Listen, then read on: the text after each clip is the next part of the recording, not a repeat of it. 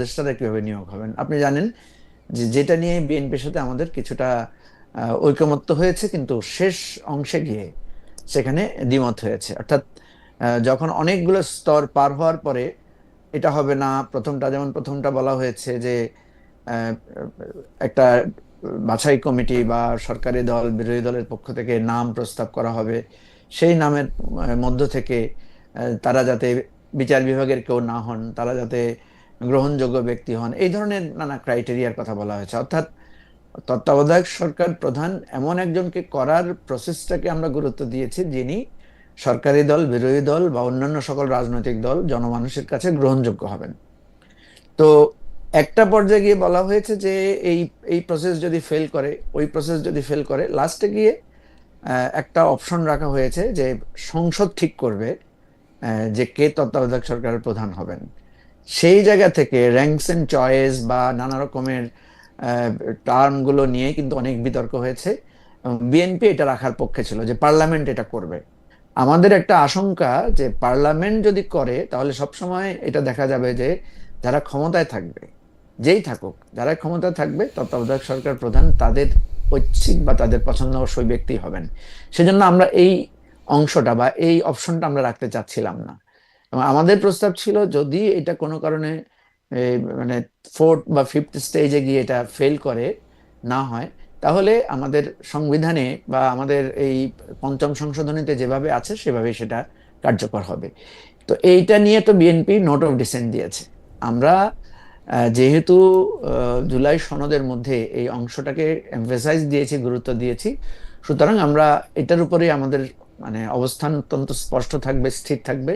আমরা চাইবো তত্ত্বাবধায়ক সরকার ব্যবস্থা যাতে সেভাবে হয় পঞ্চম সংশোধনীর আলোকে, বা যেটা পঞ্চদশ। আমাদের এখন সংবিধানে আছে, সরি, পঞ্চদশ সংশোধনীর আলোকে বা এখন যে সংবিধানে যেভাবে আছে, এটা যদি সেভাবে থাকে তাহলে কিন্তু সরকারের পক্ষ থেকে বিতর্কিত হওয়ার যেটা আপনার আপনার জানা আছে, যেটা আগে হয়েছে সেরকম একটা বিতর্কিত প্রসেস হওয়ার বা যে কোনো একজনকে চয়েস করার ব্যাপারটা নিয়ে বিতর্ক হতে পারে।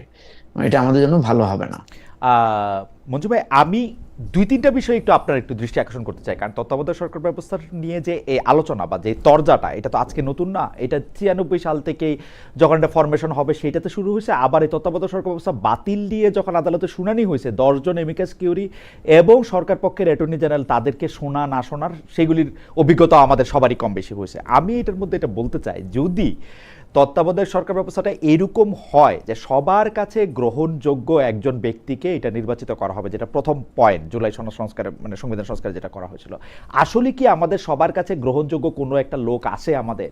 এবং সেই ক্ষেত্রে তো সেটা আরও বেশি ম্যানিপুলেট করা সম্ভব হবে। এবং আপনি যেটা বললেন সেটার সাথে আমি শতকরা 100% একমত। যদি এটা পার্লামেন্টের কাছে আপনি ঠিক করে দেন, সর্বশেষ সংখ্যাগরিষ্ঠ সংসদ সদস্যের পার্লামেন্টই ঠিক করে নিবে যে এটা অমুক তত্ত্বাবধায়ক সরকারের প্রধান হবেন। তো সেই ক্ষেত্রে যার দায়িত্বে বাংলাদেশের বিচার বিভাগ ছিল, সেই অবসরপ্রাপ্ত প্রধান বিচারপতির কাছে দেওয়াই এটা ন্যায্য কিনা, মানে সবচেয়ে ভালো সলিউশন কিনা, আপনার কাছে কি মনে? আপনারা এইটা আলোচনা করছিলেন কিনা? আমি কেন এই কথাটা বলতেছি, যেমন ধরা যাক এটা যদি চেয়ার না হইয়া গ্রহণযোগ্য একজন ব্যক্তি, আপনি জানেন যে যখন 2014 সালে এরকম একটা ডেডলকের মতো সৃষ্টি হয়েছিল 2013-র শেষ দিকে, 2014 সময়ে, সেই সময় ব্যারিস্টার রফিকুল ইসলাম নিজে ভলান্টিয়ার করছিলেন। ব্যারিস্টার রফিকুল ইসলাম বলছিলেন যে আমি যেহেতু বেগম জিয়া এবং শেখ হাসিনা দুজনেরই উকিল, তো ওনারা যদি বলেন তাহলে আমি এটা করতে পারি। শেখ হাসিনা তখন বলছিলেন উনি কার খালুরে, আপনি মনে থাকবেন যে মানে কে কার খালুরে এটা বলছিলেন। তো কে এরকম আছেন যিনি আসলে এটা হইতে চাবেন? তো সেই ক্ষেত্রে এইটাই সবচেয়ে মন্দের ভালো কিনা, যে সর্বশেষ অবসরপ্রাপ্ত প্রধান বিচারপতি হবেন হচ্ছে তত্ত্বাবধায়ক সরকার ব্যবস্থার প্রধান? না, এবারে কিন্তু এটা নিয়ে সিরিয়াস কথাবার্তা হয়েছে, কারণ আমরা চেয়েছি বিচার বিভাগ এখানের মাধ্যমে ম্যানিপুলেটেড হয়েছে, ক্ষতিগ্রস্ত হয়েছে। আপনার মনে থাকার কথা যে প্রথম তত্ত্বাবধায়ক সরকার আলোকে যেটা হয়েছিল, অর্থাৎ বিচারপতি শাহাবুদ্দিন আহমেদ যখন দায়িত্ব নেন, উনি কিন্তু এরশাদ সরকারের সময়কার প্রধান বিচারপতি, কিন্তু ওনাকে নিয়ে কোনো বিতর্ক হয় নাই, কারণ তখনও বিচার বিভাগ এত বিতর্কিত হয় নাই। কিন্তু বিএনপি যে সময়টা, অর্থাৎ সম্ভবত এটা 2006 সালের আমি দিকে। একটু মঞ্জু ভাই একটু টেকনিক্যাল জিনিস বলি। শাহাবুদ্দিন সাহেব আসলে তত্ত্বাবধায়ক সরকার ব্যবস্থার প্রধান ছিলেন না। শাহাবুদ্দিন না, সাহেবের না, পরে তত্ত্বাবধায়ক সরকার ব্যবস্থা গঠন করা হয়েছে। মানে 1991 সালে একটা অস্থায়ী সরকার ব্যবস্থা গঠন করা হয়েছিল, যেখানে প্রেসিডেন্ট ভাইস প্রেসিডেন্ট দুইজনই পদত্যাগ করার ফলে একজনকে অস্থায়ী রাষ্ট্রপতি নিয়োগ দেওয়া হয়েছিল, এবং he happens to be the chief justice from মানে ওই সময়টার মধ্যে, মানে তখনও তত্ত্বাবধায়ক সরকার ব্যবস্থা ছিল না আর কি। না, আমি ওটাই মিন করেছি একটু। জি। প্রথম কথা হচ্ছে উনি তত্ত্বাবধায়ক সরকার নামে ছিলেন না, কিন্তু রোলে তো আসলে তত্ত্বাবধায়ক সরকারই ছিলেন। মানে ওই সময়টা ইন্টারিম টাইমটা উনি দায়িত্ব পালন করেছেন। আমি যেটা বোঝাতে চাচ্ছি যে এই পতিত এরশাদ সরকারের নিয়োগকৃত একজন চিফ জাস্টিসকে আমরা সবাই মেনে নিয়েছি যে উনি ইন্টারিম টাইমটা আমাদের এই নির্বাচন পরিচালনার দায়িত্বে থাকবেন। ওনাকে নিয়ে বিতর্ক হয় নাই, কারণ তখন পর্যন্ত বিচার বিভাগটা অত বিতর্কিত হয় নাই। এটা ওই যে আপনি তো 2006 সালে যে বা 5 সালের দিকে যখন আপনার বিচারপতির বয়স বাড়ানো নিয়ে বিতর্কটা শুরু হলো, অর্থাৎ তত্ত্বাবধায়ক সরকারের প্রধান কে হতে পারেন এই ধরনের ম্যাপিং শুরু হলো, তখনই সবার মধ্যে এটা নিয়ে, আপনি জানেন তখন ওই রাইট। সময়ে একটা মানে অনেকগুলো বিচারপতিকে নিয়ে অলরেডি মানে স্মৃতি তো আমাদের একটু কমে গেছে, ওই ওই ঘটনাগুলো ঘটেছে। বেশ কয়েকজন প্রধান বিচারপতিকে নিয়ে তখন আলোচনা হয়েছে, উনি ছাত্রদল করেছেন, উনি বিএনপি ছিলেন, এই ধরনের ডিসকাশন গুলো পাবলিকলি আসছে, যেগুলো এর আগে কখনো আসে নাই। এরপরে আওয়ামী লীগ ক্ষমতা আসার পরে বিচারপতি নিয়োগে যেভাবে বিচারাঙ্গনকে কলুষিত করা হয়েছে, সেই জায়গা থেকে ওই যে অ্যামিকাস কিউরিরা বা আমাদের নাগরিক সমাজের লোকেরা বলেছেন যে আমাদের বিচার বিভাগকে এটার বাইরে রাখা উচিত। তো সেজন্য আপনি যেটা বলেছেন যে এটা অত্যন্ত কঠিন একটা কাজ, কিন্তু এরপরও তো ধরেন এবারে এবারে ডক্টর ইউনূসকে নিয়ে তো আমরা সবাই একমত ছিলাম। প্রফেসর ইউনূসের নিয়োগের ব্যাপারে কিন্তু কেউই প্রথমে আপত্তি তোলেন নাই, এবং সকলেই ওনাকে মানে দায়িত্ব নেয়ার ব্যাপারে সবাই অনুরোধ করেছেন। এর আগেও কিন্তু 111-এর সময় কিন্তু ডক্টর ইউনূসের নামটা এসেছিল, এবং ওটার ওনার ব্যাপারে তখনও সম্মতি ছিল, কিন্তু উনি সম্ভবত একটা লং টার্ম টাইম চেয়েছিলেন, যার কারণে সেটা হয়নি। এটা আলোচনা আছে, কিন্তু এটার অথেন্টিকেশন এখনো ক্লিয়ার না। আমি যেটা মনে করি যে যদি ধরেন নাম দেয়া হয় যে ঠিক আছে আপনারা নিরপেক্ষ বা আপনাদের দৃষ্টিতে মধ্যম, সবার কাছে গ্রহণযোগ্য, আপনারা 5 জনের নাম দেন, আপনারা 5 জনের নাম দেন, এইভাবে করলে কিন্তু আপনার পার্লামেন্টের দলগুলো যদি নাম দেয় তাহলে সেখানে একটা কমন নাম পাওয়া যেতে পারে, এবং গ্রহণযোগ্য নাম যে পাওয়া যাবে না তা না। পার্লামেন্টের দলগুলোকে যখন বলা হবে আপনারা 5 জনের নাম দেন, একটা জিনিস হবে কি, ধরেন আমরা উদাহরণ হিসেবে বললাম যে এখানে ধরেন আমাদের 3 জনকে বলা হলো যে যে আপনারা 5 জন করে নাম দেন। তো নিশ্চয়ই আমরা এমন নাম দেওয়ার চেষ্টা করব যাতে যেটা নিয়ে কেউ প্রশ্ন তুলতে না পারে, বিতর্ক হতে না পারে। ধরেন আমি এমন একজনের নাম দিলাম, খালেদ ভাই, আপনি বললেন যে ভাই উনি তো আপনার আত্মীয় বা উনি তো আপনার পরিচিত, আপনি ওনার নামটা দিলেন, এটা কোনো কথা হইলো? বা আপনি এমন একজনের নাম দিলেন, আমি বললাম যে খালেদ ভাই উনি তো আপনারই লোক, ওকে, আপনি আমি তো নিরপেক্ষ লোক দিলেন না। আমার মনে হয় তো যে এইটা মোটামুটি ভাবে আপনি পরিষ্কার করছেন, কিন্তু আমরা এটা নিয়ে আরেকটু আলোচনা করব। কারণ হচ্ছে যে আপনার কাছে ফিরে আসবো মঞ্জু ভাই, কারণ আমি শুধু ওই 2 পয়সাটা দিয়ে রাখি, আমার 2 পয়সাটা, কারণ আমি এই 29 বছর মানে সকর্মক সাংবাদিকতার 28-29 বছরে আমি যেটা দেখছি সেটা হইলো আমরা বিএনপি বুদ্ধিজীবী, আওয়ামী বুদ্ধিজীবী, জামায়াতি বুদ্ধিজীবী, জাতীয় পার্টির বুদ্ধিজীবী এরকম দেখি, একদম নিরপেক্ষ কাউরে আমরা আসলে দেখি না। আপনি ডক্টর মোহাম্মদ ইউনূসের কথা আপনি বলতেছেন, কিন্তু ডক্টর মোহাম্মদ ইউনূসের পরিচয় আমার কাছে, ডক্টর মোহাম্মদ ইউনূস একজন নিরপেক্ষ নোবেল প্রাইজ পাওয়া, কিন্তু বাংলাদেশের অনেক মানুষ উনি মনে করেন যে উনাকে আনাই হয়েছে কারণ উনি শেখ হাসিনার অনেক বিপক্ষে ছিলেন, সেই জন্য। শেখ হাসিনার এতটুকু বিরোধিতা যদি তিনি না করতেন তাইলে হয়তো সবাই উনার ব্যাপারে একমত হইতো না, কারণ শেখ হাসিনা তো একটা পক্ষ। আমি আমার 2 পয়সাটা দিয়ে রাখলাম। তো সেই ক্ষেত্রে চেয়ার ছাড়া মানুষ আমাদের পক্ষে বাছাই করা সম্ভব কিনা সেইটা আমি, এটা এটা নিয়ে আমি আপনাকে পরের ইয়াতে বলবো। আগে Alright. আনিস আলমগীর ভাই বলে আসুক, আমি যে বলবো। আমরা একটু আনিস আলমগীর ভাইকে শুনি, যে আনিস আলমগীর ভাই আপনার কাছে কি মনে হয় যে তত্ত্বাবধায়ক সরকার ব্যবস্থা ফিরে আসলো, এটা ভালো হলো কি খারাপ হলো? জুলাই সনদের মধ্যে যেভাবে মঞ্জু ভাই বলতেছিলেন যে 5 জন মানুষ বা পরস্পরের নামের বিরুদ্ধে একটা কমন ফ্যাক্টর খুঁজে বের করা, এবং মঞ্জু ভাই কারেক্টলি বলছেন যে 2005 সালে ব্যারিস্টার মওদুদ আহমেদ, আমি দর্শকদের উদ্দেশ্যে বলতেছি, 2005 সালে ব্যারিস্টার মওদুদ আহমেদ যখন আইনমন্ত্রী ছিলেন তখন তিনি বিচারকদের বয়স বাড়ানোর একটা বিল আনেন, এবং বিচারকদের বয়স 65 থেকে 66 করেন যখন বিচারপতি কে এম হাসান রিটায়ার্ড করেছেন তার ঠিক পরদিন, যাতে উনি সর্বশেষ অবসরপ্রাপ্ত প্রধান বিচারপতি রয়ে যান। মানে এটা যদি তার আগের দিনও করেন তাইলে কিন্তু বিচারপতি কে এম হাসান 2 বছর বেশি প্রধান বিচারপতি থাকেন, এবং তিনি সবচেয়ে যোগ্য বিচারক, এটা কারো কোনো সন্দেহ ছিল না। কিন্তু তিনি করছেন যেদিন বিচারপতি কে এম হাসান অবসর নিয়েছেন তার ঠিক পরদিন। তো সেই জন্য এইটা নিয়ে দারুণ রকম বিতর্ক তৈরি হয়। তারপরে বিচারপতি আপিল বিভাগের অন্যান্য বিচারককে এইটা দিতে মানে এই পদ নিতে বলা হয়েছে কিনা সেই ব্যাপারে সত্য মিথ্যা অনেক রকম আমরা শুনছি। এবং ইয়াজউদ্দিন আহমেদ সাহেব নিজেই রাষ্ট্রপতিও ছিলেন, সাথে তত্ত্বাবধায়ক সরকারের প্রধান হয়েছেন, যেটা নিয়ে আসলে মূল গন্ডগোলটা করার সুযোগ সে সময় হয়েছিল এবং যার পরিপ্রেক্ষিতে 111 আসছিল। আপনি কি মনে করেন যে সেই 111 আসা, বিচার বিভাগকে ধ্বংস হওয়া, এই পথ আসলে অন্তর্বর্তীকালীন সরকার ফিরে আসা ঠেকাতে পারবে কিনা? অন্তর্বর্তীকালীন সরকার ব্যবস্থা, তত্ত্বাবধায়ক সরকার ব্যবস্থা ফিরে আসা ঠেকাতে পারবে কিনা? এটা খুব কঠিন কোশ্চেন। আপনারা যেভাবে দুইজনই বলছিলেন যে আসলে আমি তো প্রথম দেখি যে কোন ব্যক্তিটা প্রধান হবেন, উপদেষ্টা হবেন, সেই জায়গায় যখন বাংলাদেশে একটার পর একটা যতগুলো এসছে সবগুলো নিয়ে বিতর্ক ছিল। আপনি যে বিস্তারিত বলেছেন হাসান সাহেবের যে বিষয়টা, উনার পরবর্তীতে যিনি এসছেন তখনও একই অবস্থা। তাকে বিরোধী দল যারা যারা সরকারে তখন ছিল, বিএনপি ওইভাবে ভালোভাবে নেয় নাই। মানে দেখা গিয়েছে যে যারা ইনকামবেন্ট ইয়েতে থাকে, যারা এক্সিস্টিং থাকে সরকারে, তাদের সঙ্গে তত্ত্বাবধায়ক সরকার বিমাতা সুলভ একটা আচরণ করে। এটা সবগুলোর সঙ্গে দেখা গেছে। এতে করে ইলেকশনের পরে সেই নির্বাচনটা গ্রহণযোগ্য হয় না।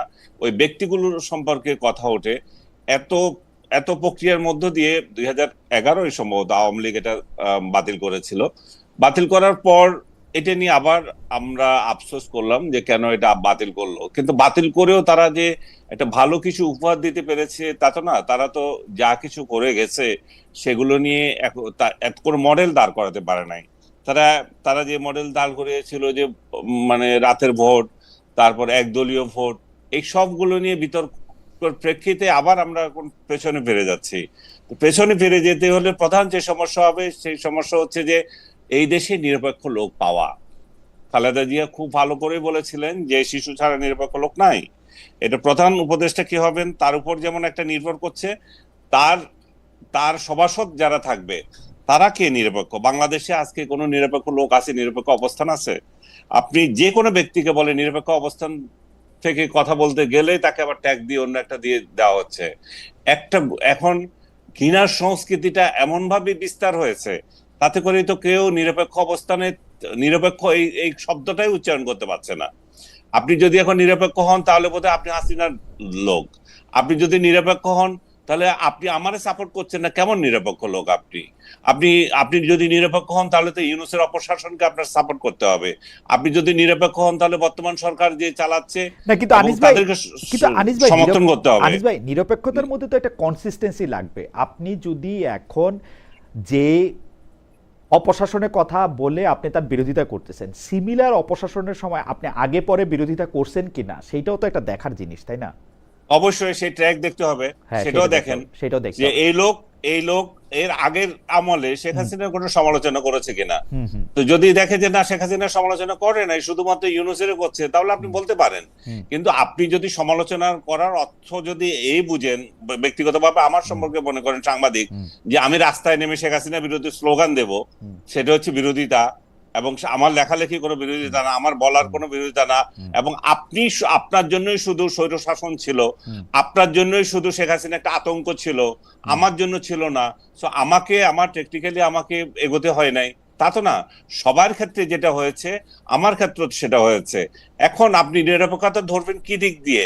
যে সে আদৌ মৌলিক বিষয়গুলো নিয়ে আপত্তি করেছে না কিনা, ভুয়া ইলেকশন নিয়ে আপত্তি করেছে কিনা, অপশাসন নিয়ে আপত্তি করেছে কিনা, এবং বিরোধী দল, বিশেষ করে বিরোধী দলকে যে নির্যাতন, বিরোধী পক্ষকে নির্যাতন, বিরোধী মতকে নির্যাতন, সেই ব্যাপারে তার মুখ খুলেছে এগুলা দেখেন। সেই হিস্ট্রি দেখেন, তাহলে আপনি দেখেন যে পেয়ে যাবেন। আমার মনে হয় এখন আমি মনে করি যে প্রত্যেক ব্যক্তির ক্ষেত্রেও এরকম হবে যে সে নিরপেক্ষ ছিল কিনা সেটা আগের হিস্ট্রি দেখে এবার দেখে দাও। কিন্তু খালেদ সেই লোক পাওয়া খুব কঠিন। আপনি যতই বলেন 10 জন লোক আগামীতে নিরপেক্ষ ব্যক্তি নির্বাচন করতে পারবে না। যে কোনো কেয়ারটেকার সরকার আসুক সে পারবে না। এটা তার জন্য প্রথম হিমশিম খেতে হবে 10 জন ব্যক্তি নির্বাচন করা। আনিস ভাই, আমার একটা হাইপোথিসিস আছে। সেই হাইপোথিসিস আমি দিছিলাম হচ্ছে 2023 সালে। আমার হাইপোথিসিস হচ্ছে বাংলাদেশের মানুষ নিরপেক্ষতার মধ্যে থেকে বাছাই করে আমি হয়তো পাইলাম না, কিন্তু শেখ হাসিনা যদি প্রধানমন্ত্রী পদ থেকে সইরা গিয়া অন্য যে কোনো লোককে প্রধানমন্ত্রী পদে বসায়া ইলেকশন করে তাইলে এর চেয়ে ভালো ইলেকশন হবে এবং শেখ হাসিনা হাইরা যাবে। এটা আমার কাছে মনে হইতো যে শেখ হাসিনা নিজেও এটা জানতো। আমরা যদি প্রধান নির্বাহী পদে পরিবর্তন দেখতে পাই, অর্থাৎ বর্তমান ক্ষেত্রে জনাব তারেক রহমান যদি প্রধানমন্ত্রীর পদে বৈশা ইলেকশন করতে না পারে, তাইলে এত বড় ম্যানিপুলেশন করা সম্ভব হবে না, যেটা 14, 18, 24-এ সম্ভব হয়েছে। এখন এই জন্য এটা মন্দের ভালো নিয়ম কিনা, কারণ শেখ হাসিনা এটা খুব ভালো করে জানতো যে উনি জাস্ট চেয়ার থেকে সরলে, আপনি জানেন, আনিস ভাই, মঞ্জু ভাই তো আরো বেশি করে জানে, কারণ মঞ্জু ভাই সিস্টেমগুলির মধ্যে থাকে। একটা প্রস্তাব বোধহয় বিএনপি থেকে এরকমও গেছিল যে আপনারা সিনিয়র কাউকে, সংসদ সদস্য দলীয় কাউরে, যেমন তোফায়েল আহমেদ, যেমন আমু সাহেব, যেমন রাজ্জাক সাহেব, কাউরে একটা বসা একটা ইলেকশন দেন। শেখ হাসিনা ওইটাতেও রাজি হন নাই। প্রেসিডেন্টে দিয়ে ইলেকশন দেন, সেইটাতেও রাজি হন নাই। তো সেই ক্ষেত্রে চেয়ারটা পরিবর্তন হওয়াও অনেক গুরুত্বপূর্ণ ব্যাপার কিনা আনিস ভাই, আপনি কি মনে করেন? যে না, আমি আপনার সাথে একমত এই ব্যাপারে। এবং শেখ হাসিনা যে ফর্মুলা দিয়েছিলেন, উনি থাকবেন আর মন্ত্রিসভায় বিরোধী দল থেকে আনবেন, রাইট, এটারও কোনো পরীক্ষা হয় না। এটাও যদি পরীক্ষা হতো তাহলে আমরা দেখতে পেতাম যে বাংলাদেশে একটা সিস্টেম কাজ করে। বাংলাদেশে এখন এমন এক অবস্থার মধ্যে আছে, আমরা কোন সিস্টেমটা যে কাজ করবে সেটা নিয়ে বিশ্ব ধূম্রজাল সৃষ্টি হয়েছে। এখন যেহেতু নাই, তাহলে আমরা সহ্য করতে হবে, অপেক্ষা করতে হবে। এবং এখন যেহেতু কোনো বিরোধী দল নাই যে এটা বিরোধিতা করবে, তো যে সিস্টেম আছে সেই সিস্টেমই তো থাকবে, কারণ এটা আদালত আপনার আরেকটু সাহায্য চাই। আপনার ধন্যবাদ, আপনি এই কথাটা মনে করাই দিয়েছেন যে শেখ হাসিনা বলছেন যে উনি সরকার প্রধান থাকেন, অন্য বিরোধী দল থেকে স্বরাষ্ট্রমন্ত্রী টন্ত্রী অনেক কিছুই উনি এটা বলছেন। কিন্তু সেইটার পাল্টা হিসাবে আমি বলতে চাই যে ওই অন্তর্বর্তীকালীন সরকারের সময় বা তত্ত্বাবধায়ক সরকারের সময় শেখ হাসিনা প্রধান নির্বাহী না থাইকা এটা তো অন্য সংসদ সদস্য, যেমন খালেদা জিয়াও প্রধানমন্ত্রী থাকতে পারতেন, স্বরাষ্ট্রমন্ত্রী থাকতো আওয়ামী লীগ থেকে, তাইলে এটা একটা সিস্টেম হতো। কিন্তু আমি মনে করি চেয়ার, দ্য মেইন চেয়ার, উনি শেখ হাসিনা প্রধানমন্ত্রী থাকলে কিছুই পাল্টাইতো না। কিন্তু শেখ হাসিনা প্রধানমন্ত্রী না থাইকা যদি কথার কথা শেখ রেহানাও প্রধান নির্বাচন কমিশনার বা প্রধান উপদেষ্টা থাকতেন, তাইলেও অনেক কিছু পাল্টাইতো। এটা হচ্ছে আমার হাইপোথিসিস। আপনি এটা নিয়ে যদি আরেকটু ইলাবোরেট করতেন যে প্রধান ব্যক্তিটাই বাংলাদেশে ম্যাটার করে কিনা আসলে, কারণ না, প্রধান ব্যক্তিটা তো ম্যাটার করে। আমি তো বলছি প্রধান ব্যক্তি ম্যাটার করছে, কারণ প্রধান ব্যক্তির জন্যই তো আপত্তি।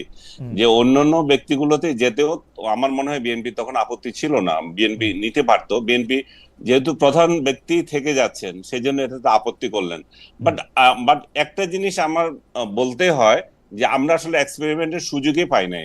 ওই সময় যদি একটা হতো তাহলে একটা দাঁড়াতো যে এটা কি হয় কিনা। কিন্তু যেটা দেখা গেল, একদলীয় একটা ইলেকশন হলো এবং 151 জন হওয়ার আগে, মানে নির্বাচিত হয়ে গেল আগেই, ইলেকশনের আগেই। তারপরে এর পরবর্তী যেটা হলো সেটা হচ্ছে আমরা একটা সর্বদলীয় ঐক্যের, আবার মানে রাজনৈতিক সরকারের অধীনে আমরা আরেকটা নির্বাচন করলাম 2018 সালে। সেখানে দেখা গেল যে বিরোধী দল চরম ভাবে প্রতারিত হলো, তাদেরকে নিয়ে এসে আসলে এমন একটা নির্বাচন করলো যেটা ইতিহাসের সবচেয়ে নিকৃষ্টতম ইলেকশন আমি মনে করি ওইটা। কারণ বিরোধী দলকে 7টা আসন সম্ভবত দিয়েছিল, আর সবগুলো নিজেরা রাতে আসন দখল করলো। ইভেন 24-এ যে ইলেকশনটা হলো, এটাও অনেকটা গ্রহণযোগ্যতা ছিল, যে অন্তত নিজেদের মধ্যে হলো কন্টেস্ট হয়েছে, কে জিতবে না জিতবে, এখানে একটা ইয়ে ছিল যে নির্দিষ্ট করে দেওয়া হয় না। কিন্তু 18 যে ইলেকশন, এটা তো কোনো মানে এর থেকে নিকৃষ্ট ইলেকশন আমার মনে হয় বাংলাদেশ খুব কম করেছে।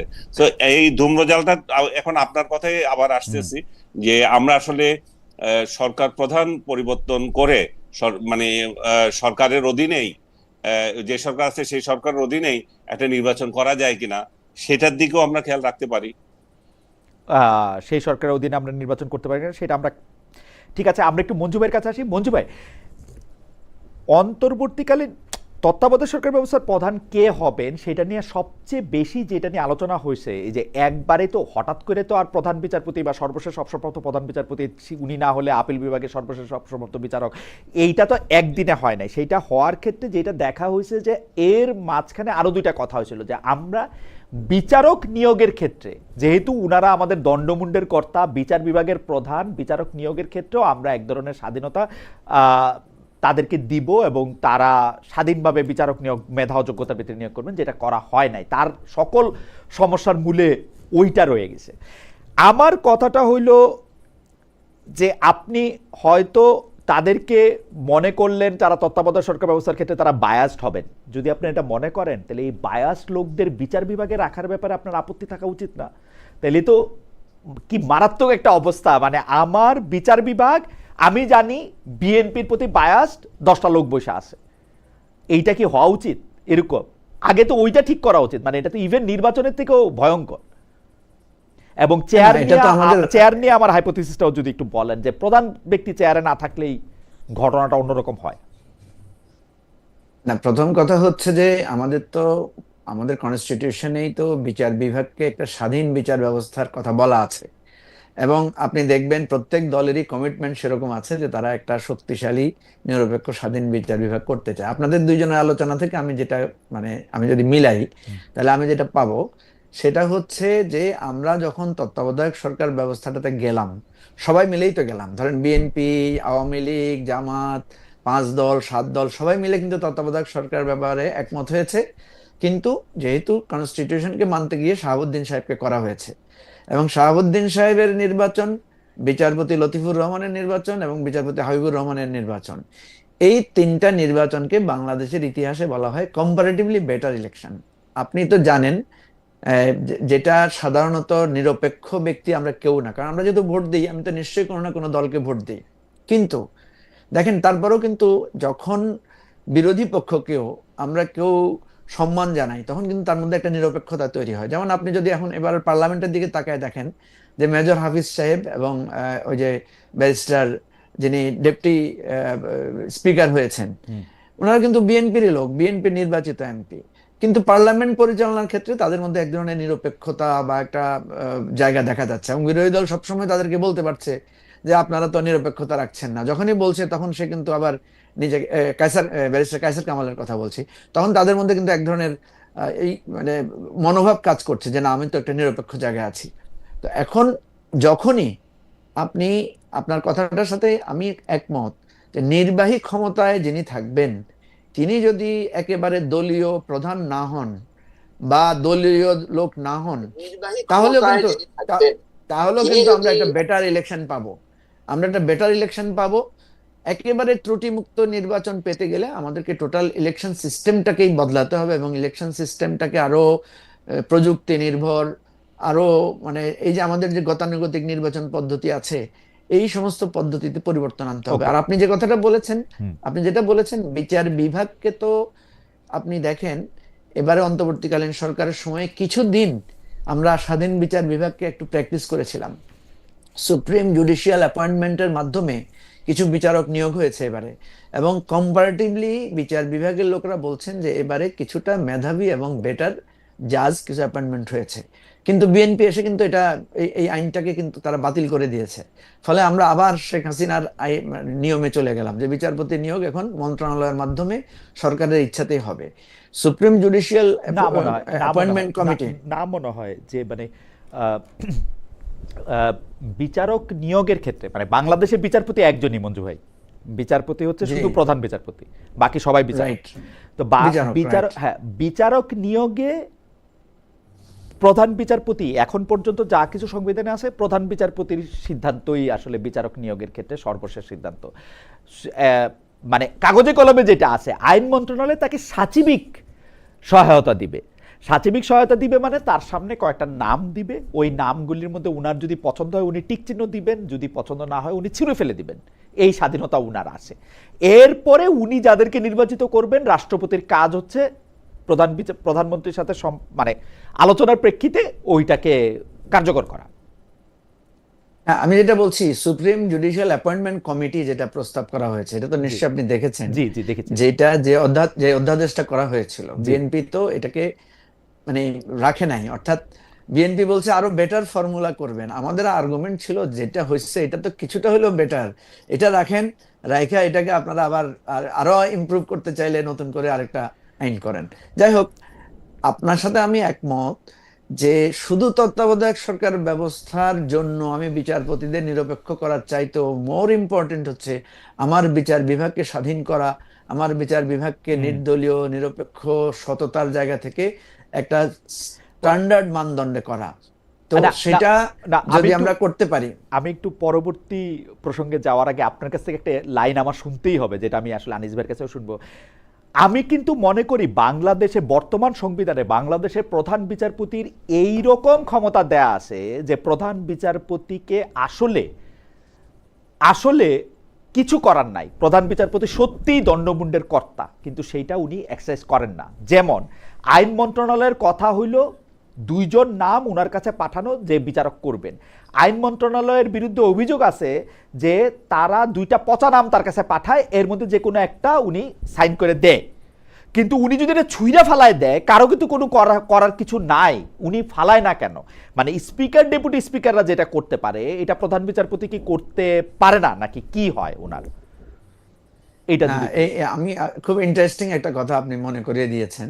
আমি গত অন্তর্বর্তীকালীন সরকারের সময় আমার প্রফেসর ডক্টর আসিফ নজরুলের সাথে এই বিষয় নিয়ে লম্বা কথা হয়েছিল। উনি আমাকে বলেছিলেন, ভাই, প্রধান বিচারপতির বাংলাদেশের এমন ক্ষমতা, ওনার দৃষ্টিতে প্রধানমন্ত্রীর পরেই প্রধান বিচারপতির ক্ষমতা বাংলাদেশে, ডেফিনেটলি মানে অ্যাজ পার আমাদের কনস্টিটিউশন এন্ড আমাদের যে প্রসিডিওর আছে। এখন সমস্যা হচ্ছে, আপনি তো প্রধান বিচারপতিকেই বানাচ্ছেন নিজের আজ্ঞাবহ একজনকে, এবং তাকে নিয়োগের ক্ষেত্রে আপনি তো দেখেছেন প্রধান বিচারপতির সাথে মত মিলে নাই বলে বিচারপতি সুরেন্দ্র কুমার সিনহাকে কিভাবে শারীরিকভাবে হেনস্থা করে তাকে দেশ থেকে বাধ্য করা হয়েছে। তো এই ধরনের ঘটনাগুলো যদি এই ধরনের ঘটনাগুলো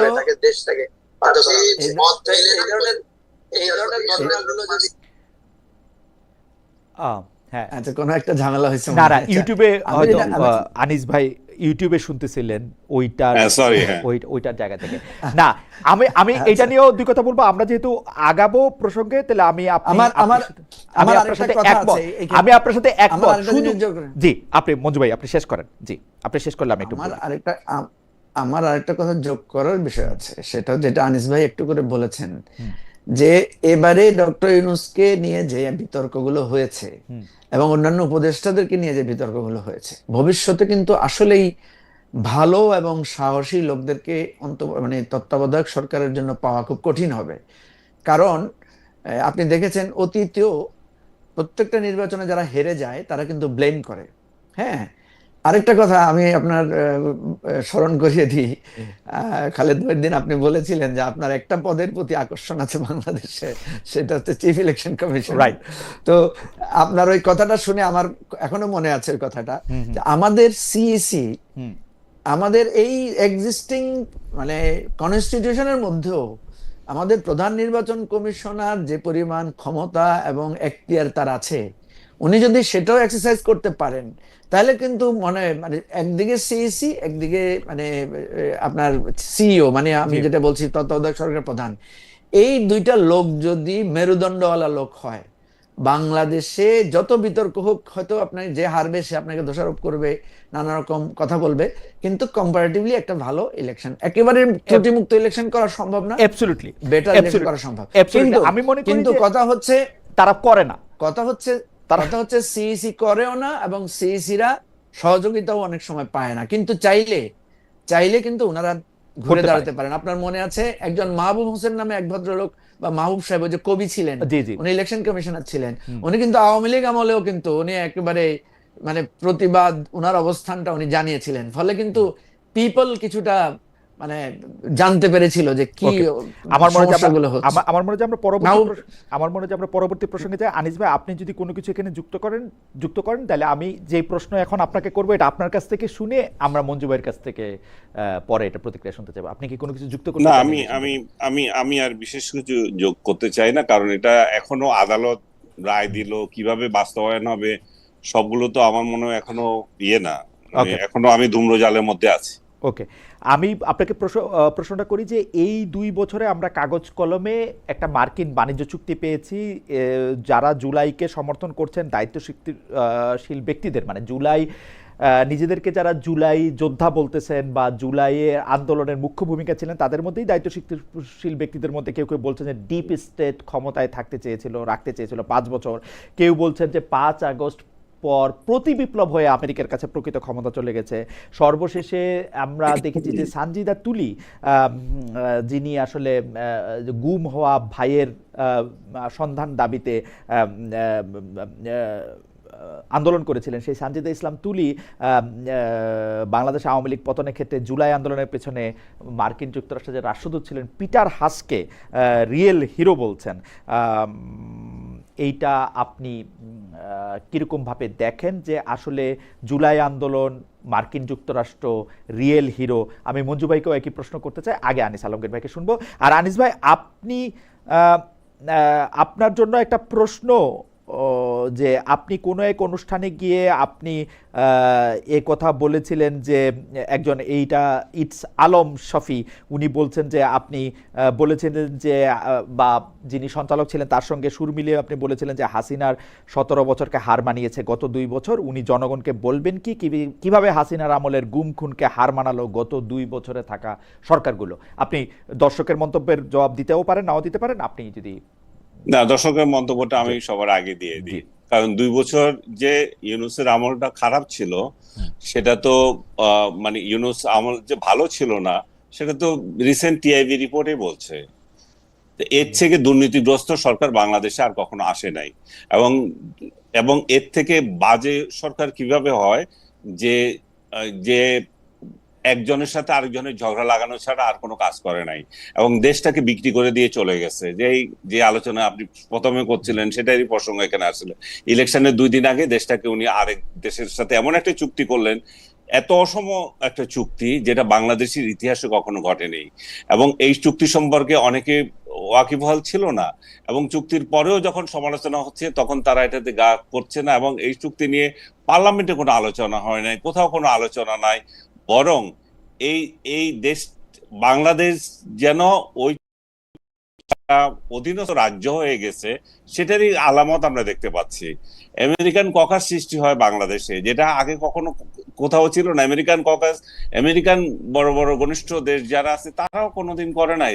আমার মনে হয় সারা ওয়ার্ল্ডে বোধহয় 4-5টা ককাস আছে কিনা জানি না, তার মধ্যে বাংলাদেশে একটা ককাস সৃষ্টি হয়ে গেল। কি প্রয়োজনটা এত তাড়াতাড়ি দেখা দিল যে আমেরিকান ককাস বাংলাদেশে লাগবে? এবং তারা কারা? সেটা নিয়ে সরকারি দলের সদস্য আছে, বিরোধী দলের সদস্য আছে, তারপর জামাত আছে, আর কি জানি যেগুলো আছে, যে আরেকটা দল এনসিপি আছে, মানে সবাইকে নিয়ে করেছে। তো বাংলাদেশ তার মানে কি, বাংলাদেশ ককাসের দায়িত্ব কি? ওই দেশের স্বার্থ রক্ষা করা। আমেরিকান স্বার্থে কোনো বিরোধিতা যখন আসে তখন সেটা যাতে কার্যকর হয়। এই ককাস সবচেয়ে বেশি সক্রিয় ছিল ইসরায়েলে, এখন বাংলাদেশে হয়েছে দ্বিতীয়টা বা সক্রিয় বলবো। বাকি যে 2-4টা দেশে আছে এগুলো ইনসিগনিফিকেন্ট। আপনি যদি গুগল করে দেখেন এগুলার কোনো গুরুত্বপূর্ণ না। তো বাংলাদেশে কেন ককাস সৃষ্টি হওয়া জরুরি হয়ে গেল? এই ককাস সৃষ্টি হচ্ছে কাদেরকে নিয়ে? আবার এদেরকে নিয়ে যারা ইউনূসকে সমর্থন করেন, যারা ইউনূসের ইলেকশনে নির্বাচিত হয়ে এসেছেন। আবার এরাই আবার কতটা বড় হিপোক্রেট যে ইসরায়েল যখন গাজা আক্রমণ করে তখন সেখানে কম্বুরাস্ত্র ফেলে এবং এই পশ্চিমা গণতন্ত্রের বিরুদ্ধে কথা বলে। আপনি জানেন এগুলা, মানে এদের প্রত্যেকটা কাজের মধ্যে হিপোক্রেসি। একদিক দিয়ে তারা আমেরিকান আদি সাম্রাজ্যবাদের কথা বলে, আবার একদিক দিয়ে আবার বলে যে আমেরিকা আমাদের বন্ধু। আনিস ভাই, এই ক্ষেত্রে যে ঢালটা সবচেয়ে বেশি ব্যবহার করা হয় যে ভারতীয় আধিপত্যবাদ থেকে মুক্তি পেতে হলে আমেরিকার সাথে বন্ধুত্বটাই এখন আমাদের জন্য সবচেয়ে ভালো, এবং সেই জন্য জামাত ইসলামীর যিনি আমির আছেন তিনিও আমেরিকাকে বন্ধুরাষ্ট্র বলেন। আপনি যেটা বলেন মার্কিন যুক্তরাষ্ট্রের সঙ্গে বাণিজ্য চুক্তির আসলে কোনো প্রতিবাদ করা হয় না। আপনি দেখবেন যে ইরানের মধ্যে এরকম একটা অন্যায় যুদ্ধেরও কোনো প্রতিবাদ করা হয় না, এবং আরো এরকম বলা হয় যে, আমি এটা শুনছি যে এরকম গুরুত্বপূর্ণ লোকরাও এরকম বলেন যে ঠিকই আছে, ভারতকে দেখাই দিতে হলে আমাদের এগুলিই করতে হবে। আপনি এটাতে কি বলেন যে আমরা ভারতীয় আধিপত্যবাদের এমন একটা জায়গায় পৌঁছে গেছিলাম যে এটা থেকে বাইরে হইতে হলে আমাদের আমেরিকার যদি ওইটা যদি আধিপত্যবাদ হয়, এটা একটা ভৃত্যের মতো আচরণ করা ছাড়া আমাদের আর উপায় নাই? আমরা কোথায় বের হয়েছি? ইউনূস কি একটা চুক্তি বাতিল করেছে? ভারতীয় আধিপত্যবাদ থেকে বের হওয়ার জন্য যে কাজগুলো করার, সেগুলোকে আমরা বাতিল করেছি কোনোটা? আমরা কি তাদেরকে কোনো সুবিধার থেকে বঞ্চিত করেছি? বরং তারা আমাদের কতগুলো সুবিধা দিয়েছিল সেগুলো বঞ্চিত করেছে, বাতিল করেছে। তাদের দেশে ভিসা নেওয়ার জন্য লাখে লাখে দাঁড়িয়ে আছি, এবং তারা বলছে যে একদিনে অন্তত 2000 করতে পারে সর্বোচ্চ, তারা ভিসা দিতে পারে। সেখানে 4 লাখ 5 লাখ ভিসা অ্যাপ্লিকেশন জমে আছে। তো বাংলাদেশ যে কত একটা দেউলিয়া রাষ্ট্র, সে তার কথায় মানে একদিকে এক কথা বলে আর মানে করে আরেকটা কাজ। ভারতের সাথে আধিপত্য দূর করার জন্য যে সমস্ত স্টেপ নেওয়া ছিল, যে সমস্ত গোলামি চুক্তি করে গেছিল, সেগুলো বাতিল করা উচিত ছিল এবং ভারতকে চোখে চোখ রাঙিয়ে বলে দেওয়া উচিত ছিল, কিন্তু কিছুই করে নাই। না করে কি করছে, কিছু জেহাদি হাউকাউ করতেছে, জেহাদি লাগিয়ে দিয়েছে। এবং যেটা ভারত ভারত যেটাতে আরো ক্ষিপ্ত হয়। কয়েকদিন আগে এক বেকুব দেখলাম যে 7 সিস্টারকে বলতেছে, আপনারা জিহাদ করেন না কেন, আপনারা কেন স্বাধীন হন না। এই যে বাংলাদেশে বসে ভারতের বিরুদ্ধে এ ধরনের উস্কানি দেওয়া কিংবা বাংলাদেশে বসে ভারতের প্রীতি দেখানো আমার তো জরুরি না। কিন্তু আনিস ভাই, আপনি ভারতীয় রাজনীতিবিদদেরও বাংলাদেশ সম্পর্কে, বাংলাদেশের স্বাধীনতা সম্পর্কে কোথায় কেমনে কি ঠেকাইতে হবে, রংপুরে ওইটা চলে আসছে, ওইখানে আপনি ভারতীয় গুরুত্বপূর্ণ ব্যক্তিদের মুখেও তো এগুলি শোনেন, মানে দুইটাই তো অশিক্ষিত বয়ান। তার মানে ওই অশিক্ষিত বয়ানটা আপনি অ্যাড্রেস করেন কিনা ওই পাশের? অবশ্যই করি, আমি এটা লিখেছি, আমি শুভেন্দুর বিরুদ্ধে লিখেছি। শুভেন্দু যা ইচ্ছা তা বলতে পারে না। শুভেন্দু তার এবং অমিত শাহ এবং নরেন্দ্র মোদীর বিরুদ্ধে কমপক্ষে আমার 10টা আর্টিকেল আছে যখন শেখ হাসিনার আমল।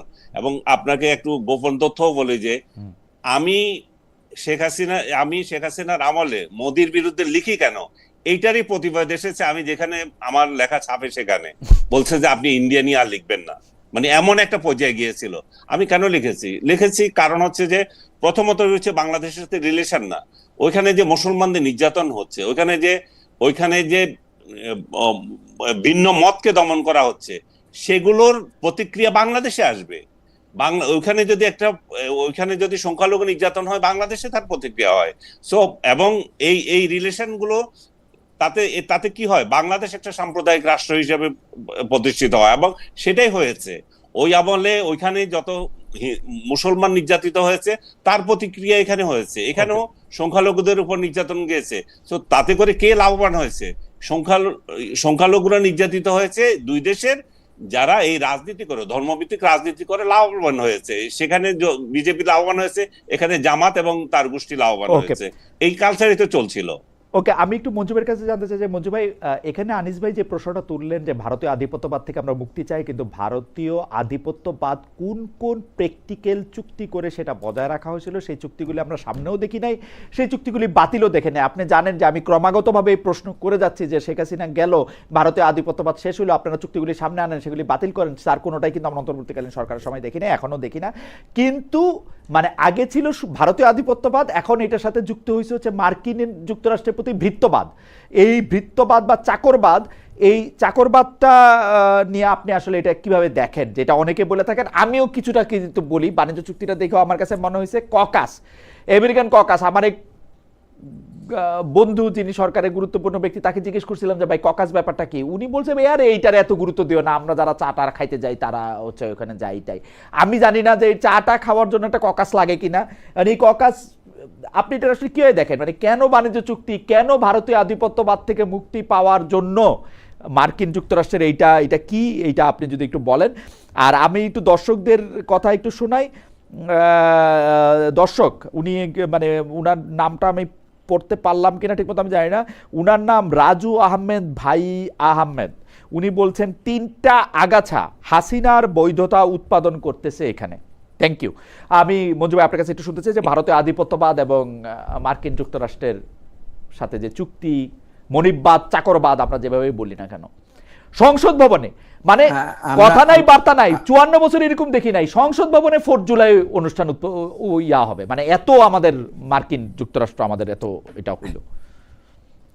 আমাদের রাষ্ট্র যদি, আমাদের অর্থনীতি এবং আমাদের রাজনীতি, আমাদের গণতন্ত্রের ভিত যদি শক্তিশালী না হয়, তাহলে আমাদেরকে একবার ভারত তোষণ, একবার আমেরিকা তোষণ, একবার চায়না তোষণ, এটার মধ্যে ঘুরপাক খেতে হবে। তো এটা হচ্ছে আমাদের ফান্ডামেন্টাল অবস্থা। এইটাকে মাথায় ধরে যদি আলোচনাগুলো করি, তাহলে আমরা জাস্টিফিকেশনে যেতে পারবো। আদার দেন এগুলো হবে জাস্ট একটা মানে আধিপত্যবাদের বিরুদ্ধে যে গলাবাজি ছাড়া আর কিছু না। আপনি দেখেন, আমরা ভারত আমাদেরকে মুক্তিযুদ্ধে সহায়তা করেছে এবং সহায়তার পরপরই আমরা দেখলাম যে এই সহায়তার ভিত্তিতে ভারত আমাদের উপরে প্রভাব বিস্তার করার চেষ্টা করছে নানাভাবে।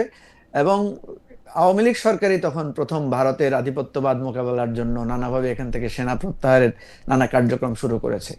এবং 71 সালের পর থেকে এ পর্যন্ত আমাদেরকে আমরা আধিপত্যবাদী মানে সরাসরি আমাদের সার্বভৌমত্ব স্বাধীনতা যে যে একটা রাষ্ট্রের দিক থেকে প্রশ্নবিদ্ধ এবং আঘাতপ্রাপ্ত হয়েছে সেটা কিন্তু ভারত নানাভাবে।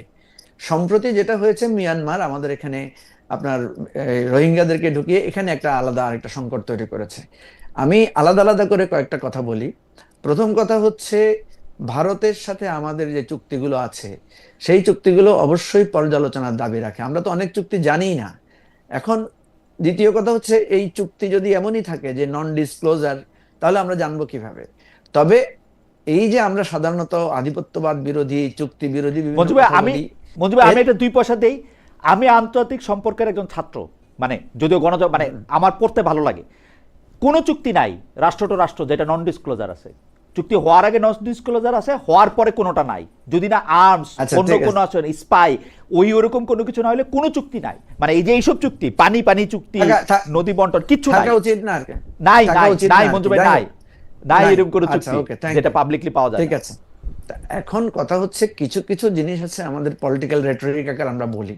যে আমরা যখন বলি যে যেমন আমরা এখন বলছি যে ভারত আমেরিকার কাছে আমরা দেশ বিক্রি করে দিয়েছি, যেটা আনিস আলমগীর ভাই বললেন আর কি।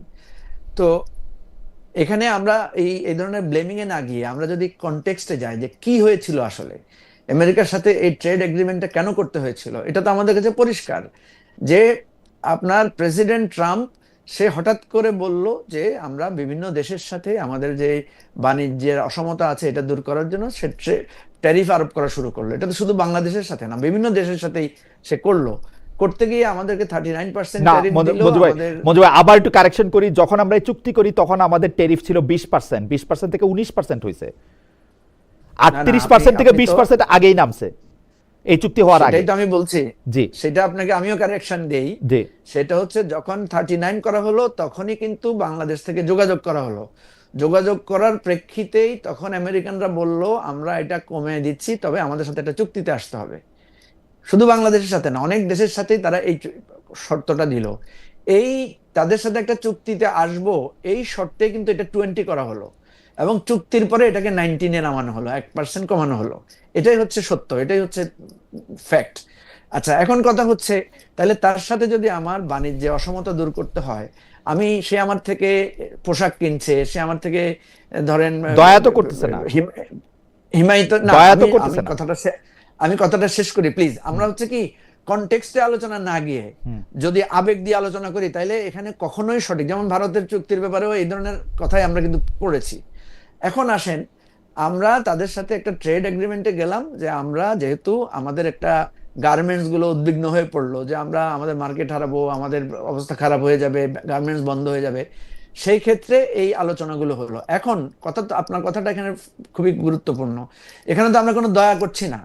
এটা তো তাদের, আমেরিকা যদি বলে যে তোমার থেকে আমি যে পরিমাণ জিনিস কিনবো সেই পরিমাণ জিনিস আমার থেকেও তোমাকে কিনতে হবে, এটা তো আমরা সব জায়গাতে আমরা চাই। আমরাও তো চাই যে আমাদের এই মানে বাণিজ্য অসমতাটা দূর হোক, তো বাণিজ্য ঘাটতিটা দূর হোক। তো এখন আমেরিকার কাছে আমরা আমেরিকা থেকে আমরা কি কিনবো, আমেরিকা থেকে আমরা কি কিনতে পারি? তো সেই জন্যই সে নানা অস্ত্র, নানা তুলা, নানা তেল, গ্যাস, এই জিনিসগুলো আমাদের উপর আরোপ করেছে। এখন কথা হচ্ছে আমেরিকার সাথে আমাদের এই চুক্তিটা করতে আমরা বাধ্য কিনা। আমাদের একটা দায় আছে, যেহেতু আমরা গার্মেন্টস শিল্পটার নির্ভরশীলতা আছে, সেই কারণে আমাদেরকে একটু নত থাকতে হচ্ছে। এখন নত থাকতে গিয়ে আমি কতটুকু নত হব, সেটাই হচ্ছে যৌক্তিক প্রশ্ন। এখানে যে কোনো একটা চুক্তি করলেই এই আলোচনার চাইতেও আমি মনে করি, আমি এটার সাথে একমত যে পার্লামেন্টে এই আলোচনাটা উঠুক, যে আমি যতটুকু পাচ্ছি, আমি যে 19% একটা বেনিফিট পাচ্ছি, এটাতে আমার ইকোনমির ডিপেন্ডেন্সি এবং অবস্থাটা কোথায়, এবং আমেরিকাকে আমি যে জায়গাটাতে ছাড় দিয়েছি সেই ছাড়টা আমার মানে আরো বড় ধরনের স্বার্থের ব্যাঘাত ঘটছে কিনা। যদি ঘটে, এখানে দুইটা কাজ করতে হবে। একটা হচ্ছে আমেরিকার সাথে ফার্দার কূটনীতি করতে হবে যে ভাই তুমি তো আমাকে এবারে এই জায়গায় আমাকে ছাড় দাও। এখানে যেহেতু না মঞ্জু ভাই, চুক্তিটার মধ্যে মঞ্জু ভাই, আমি আপনার সাথে চুক্তির ডিটেলে যাব না, কারণ আমার বিশ্বাস আপনি চুক্তিটা আমার থেকে ভালো করে পড়ছেন, কিন্তু আপনি আসলে মানে আমি চুক্তির আগের থেকে আমি আপনাকে প্রশ্নটা করি। 1 নম্বর প্রশ্ন, ভারতীয় আধিপত্যবাদ বাংলাদেশে যদি ব্যস্ত থাকতো তাহলে সেই চুক্তিগুলি কেন বাতিল করা হলো না, সেই চুক্তিগুলি কেন সামনে আনা হলো না, সেইটা আপনি আমাকে একটু বলেন। সেটা 2 বছরের তত্ত্বাবধায়ক সরকার করে নাই, এখন সরকার কেন করতেছে না সেটা আমাকে একটু বলেন। 2 নম্বর হচ্ছে, সরকারের ক্ষমতা থেকে 3 দিন আগে এই চুক্তিটা করা কেন প্রয়োজন হলো? বইলা যে বিএনপির সঙ্গে আমি আলোচনা করছি, জামাতের সঙ্গে আলোচনা করছি, যেখানে বিএনপি কোনো কিছু বলে নাই, জামাত বলছে তার সঙ্গে আলোচনা করে নাই। 2 নম্বর হলো 3 দিন আগে থেকে এই জিনিস করার সময় এইটা সুপ্রিম কোর্টে পেন্ডিং এবং অলরেডি বাতিল হয়ে গেছে সেই ট্যারিফের ব্যাপারটা, এবং কোনো দিন কোনো একটা ট্রেড এগ্রিমেন্ট পারস্পরিক আলোচনার ভিত্তিতে ছাড়া এমনি হইতে পারে না যে আমরা 7 সমুদ্র 13 নদীর পার থেকে গিয়া ওদের কৃষিজ পণ্য কিনবো বিকজ আমরা ওদেরকে কম পয়সায় মানে দর্জিগিরি করে দেই, ওদের জামা সেলাই দেই, এবং এইটার সাথে এটা নির্ভরশীল। এটা হইতেই পারে না। ওদের অর্থনীতিবিদরা হিসাব করে দেখাইছে, মঞ্জু ভাই এটা আপনি আরো ভালো করে জানবেন, যে আমরা যদি ওদের কাপড় না সেলাই ওরা এত সস্তায় কাপড় পাবে না। আমরা যদি ওদের উপরে ডিপেন্ডেন্ট হই, ওরাও আমাদের উপরে ডিপেন্ডেন্ট, ওরা আমাদের কোনো দয়া করে না। ভাইরে, এই কথাটাই তো আমি তো বললাম, এই আলোচনাটা এভাবে টকশোতে না করে এটা নিয়ে আসেন, আমরা একদম তথ্যভিত্তিক জামাতে ইসলামী আলোচনাটা করি। এইটা এই যে সংসদে কেন বলে না? আপনি জামাতে ইসলামী এটা সংসদে কেন বলে না? ভাই, আপনি আমার জামাত এটা বলেন। ইসলামী সংসদে আপনি তো এটার উত্তর দিয়ে দিয়েছেন। প্রথম কথা হচ্ছে, এই চুক্তিটা করার সময় এটা তো হুট করে চুক্তিটা হয় নাই, এটার একটা লম্বা প্রসিডিউর ছিল। এবং আপনারা এই যে বারবার আনিস আলমগীর ভাই কিছু কথা বলেন, যে কথাগুলো সারবত্তা কম। যেমন আপনি দেখেন, এই যে অন্তর্বর্তীকালীন সরকার বলতে আমরা কাদেরকে বুঝি? অন্তর্বর্তীকালীন সরকার পরিচালনা করেছে কারা? অন্তর্বর্তীকালীন সরকারের নির্বাহী জায়গায় বেশিরভাগই বিএনপি, জামাত এবং কিছুটা হয়তো এনসিপির ইনফ্লুয়েন্স ছিল। অন্তর্বর্তীকালীন সরকারের আমলে যারা সচিব ছিল, এখন তো তারাই সচিব বেশিরভাগ। অন্তর্বর্তীকালীন সরকারের সময় রেভিনিউ বোর্ডের যিনি চেয়ারম্যান ছিলেন, উনি তো এই এখনো রেভিনিউ বোর্ড কন্টিনিউ করে গেছেন। অন্তর্বর্তীকালীন সরকারের সময় আইনমন্ত্রী, তারপরে বিভিন্ন জায়গায় পররাষ্ট্রমন্ত্রী।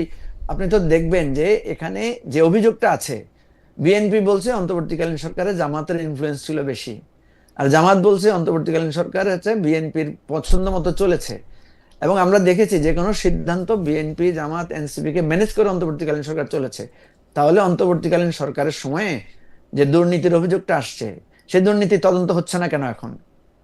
সেই দুর্নীতির তদন্তটা কেন এনে সামনে আনা হচ্ছে না? আমি তো মনে করি দুর্নীতির তদন্তটা সামনে আসলে এই বর্তমান যারা ক্ষমতাসীন আছেন তাদেরই আজ্ঞাবহ সচিব, তাদেরই আজ্ঞাবহ আমলারা, তাদেরই আজ্ঞাবহ লোকরাই ধরা পড়বেন। তো আমি যেটা বলছি যে অন্তর্বর্তীকালীন সরকারের তো কোনো দল ছিল না, তারা অন্তত অল্প কিছু লোক, ব্যক্তি। এবং আপনি দেখবেন দুর্নীতির অভিযোগ তাদের ব্যাপারে যেটা উঠে, স্পেসিফিক 3-4 জনের ব্যাপারে উঠে, বাকিদের ব্যাপারে কোনো কথা উঠে না। ইভেন এখনো অন্তর্বর্তীকালীন সরকারের উপদেষ্টাদের সবার নাম বলতে বললেও অনেকে নামও বলতে পারবেন। তো সুতরাং আমি যেটা বলছি, আপনি যখন একটা কথা বলবেন সেটার যুক্তি সঠিক আকারে বলতে হবে। দুদকে যে কমপ্লেইনগুলা সাবমিট হয়েছে সেগুলো এখন স্টপ হয়ে আছে কেন? এখনো পর্যন্ত দুদকের ডিজি বা দুদকের পরিচালকদের নিয়োগ দেওয়া হলো না কেন? এই জিনিসগুলো আগানোর জন্য, শুধু কি মুখ সুখ করার জন্য? শুধু কি আপনার শেখ হাসিনার আমলকে ভুলিয়ে দিয়ে ইউনূস এটা করেছে, ইউনূস সেটা করেছে? বা ইউনূস করেছে, ইউনূসের বিরুদ্ধে লাগেন না কেন? ইউনূস যখন ক্ষমতায় ছিল তখন প্রত্যেকদিন ইউনূসের যমুনা ঘেরাও করতে পারছেন, এখন ইউনূসের গ্রামীণ ঘেরাও করেন না কেন? ঠিক আছে না? আমার কথা হচ্ছে আমি ওই প্রসঙ্গটাতে আসি। ভারতের সাথে আমাদের, আমি যেটা মনে করি, যে সমস্ত চুক্তির বিষয় আছে, স্পেসিফিক যদি কোনো অভিযোগ থাকে, স্পেসিফিক যদি কারো কোনো বক্তব্য থাকে, স্পেসিফিক আসা দরকার। আমরা রাজনৈতিক রেটরিক আকারে অনেক কিছু বলেছি, রাজনৈতিক রেটরিক থাকে। আপনি দেখেন, আমরা যে আওয়ামী লীগকে সবসময় বলেছি যে তারা ভারতের দালাল, তারা ভারতের আজ্ঞাবহ সরকার, এটা তো এখন প্রমাণিত হয়েছে। তাদেরকে আশ্রয় দিয়েছে ভারত, তাদেরকে অন্যায়ভাবে লালন পালন করছে ভারত। এবং অন্তর্বর্তীকালীন সরকারের সময় যে কথাগুলো আনিস আলমগীর ভাই বললেন, এগুলো সত্য না। সরকার কিন্তু চোখে চোখ রেখে ভূমিকা রেখেছিল বলেই আনিস আলমগীর নিজেও বললেন যে উনি ইন্ডিয়ার বিরুদ্ধে লিখতে গিয়ে বাধাগ্রস্ত হয়েছেন তার অফিসে। তার মানে কি, আওয়ামী লীগের সময় ভারতের বিরুদ্ধে লিখতে গেলে নানা ধরনের সমস্যা হতো, তাই গত 1 বছর তো সমস্যা হচ্ছে না। ওকে, আমার মনে হচ্ছে আপনি দেখেছেন সীমান্তে পুশিনের বিরুদ্ধে বিজিবি ভূমিকা রেখেছে, সেখানে সাধারণ মানুষ গিয়ে সাথে দাঁড়িয়েছে। এটাই তো জুলাই অভ্যুত্থানের পরবর্তী বাংলাদেশ। পরিবর্তনটা এভাবে এসেছে। পরিবর্তনটা হঠাৎ করে হবে না, গ্রাজুয়ালি হবে। আমি মনে করি ভারতীয় আধিপত্যবাদের বিরুদ্ধে, কারণ ভারত আমাদের প্রতিবেশী, তাদের সাথে আমাদের ওই যে উনি একটু মানে খোঁচা দিয়ে বললেন যে লাখ লাখ লোক অ্যাপ্লাই করছে, লাখ লাখ লোক মানে আপনার ভিসার জন্য আবেদন করছে, কিছুটা বাংলাদেশকে দেউলিয়া বলে ফেললেন উনি।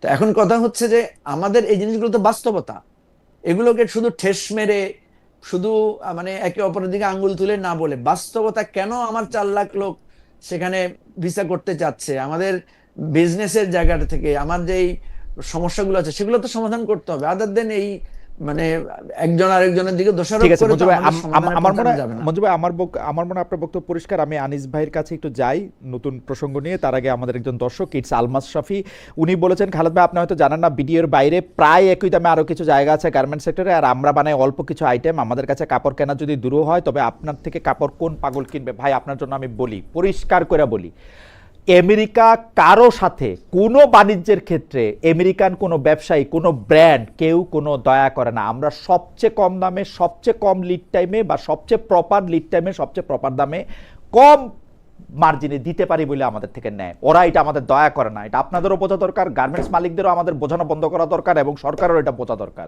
যে আমেরিকার এটা কোনো দয়া না। না খালেদ ভাই, কেউ কাউকে দয়া করে না, এটা বলে লাভ নেই। অ্যাবসলিউটলি, কেউ কাউকে দয়া করে অ্যাবসলিউটলি। না। তাহলে আমাদের কেউ কাউকে গার্মেন্টস দয়া শিল্প, করবে না। আমাদের গার্মেন্টস শিল্প বাঁচানোর জন্য যে টেরিফের কথাটা বলতেছে, আমি আমেরিকান পত্রপত্রিকায় পড়ছি রে ভাই, ওই টেরিফ যদি বজায় রাখতো, আমেরিকান অনেক স্ট্রিট শপ যারা এই কম দামে কাপড় বেচে, আমরা যে কাপড়গুলি পরি, যেগুলি বানাই, সেগুলি কম দামি বাল্ক কাপড়, এটার দাম বাড়তো, এটা এটা এটা কোনোদিন থাকতো না। আমেরিকান সুপ্রিম কোর্ট কেন বাতিল করছে এই টেরিফ? আমেরিকান সুপ্রিম কোর্ট এই টেরিফ বাতিল করছে কারণ ওদের ব্যবসা ক্ষতিগ্রস্ত হতো। খালেদ ভাই আমি একটু বলি, হ্যাঁ। আমাদের দেশে লোকেরা বলছে না, আমরা ইন্ডিয়াতে চিকিৎসা না দিতে যাই, ভারতের হোটেল বন্ধ হয়ে গেছে, হসপিটাল বন্ধ হয়ে গেছে। অন্যের কি বন্ধ হয়েছে সেটা তো অন্য জিনিস। আমেরিকান লোকেরা কম দামে কাপড় পরতে পারবে না, এটা ঠিক আছে, আমেরিকার ক্ষতি হবে। আমার গার্মেন্টস গুলো কি হবে? আমরা কোথায় ভাই বিক্রি আমার করবো? তো সেটাও তো আপনাকে ভাবতে আমার হবে। গার্মেন্টস ক্ষতি হওয়ার আগে আপনি তো আমার কৃষকদের মাইরা ফেলতেছেন। আপনি তো বলতেছেন ওইখান থেকে কৃষিজ পণ্য আনতে। এটা আরে কোন ভাই রে, চুক্তি? আপনি- আপনি চুক্তি আপনি- একপাক্ষিক হয় নাকি?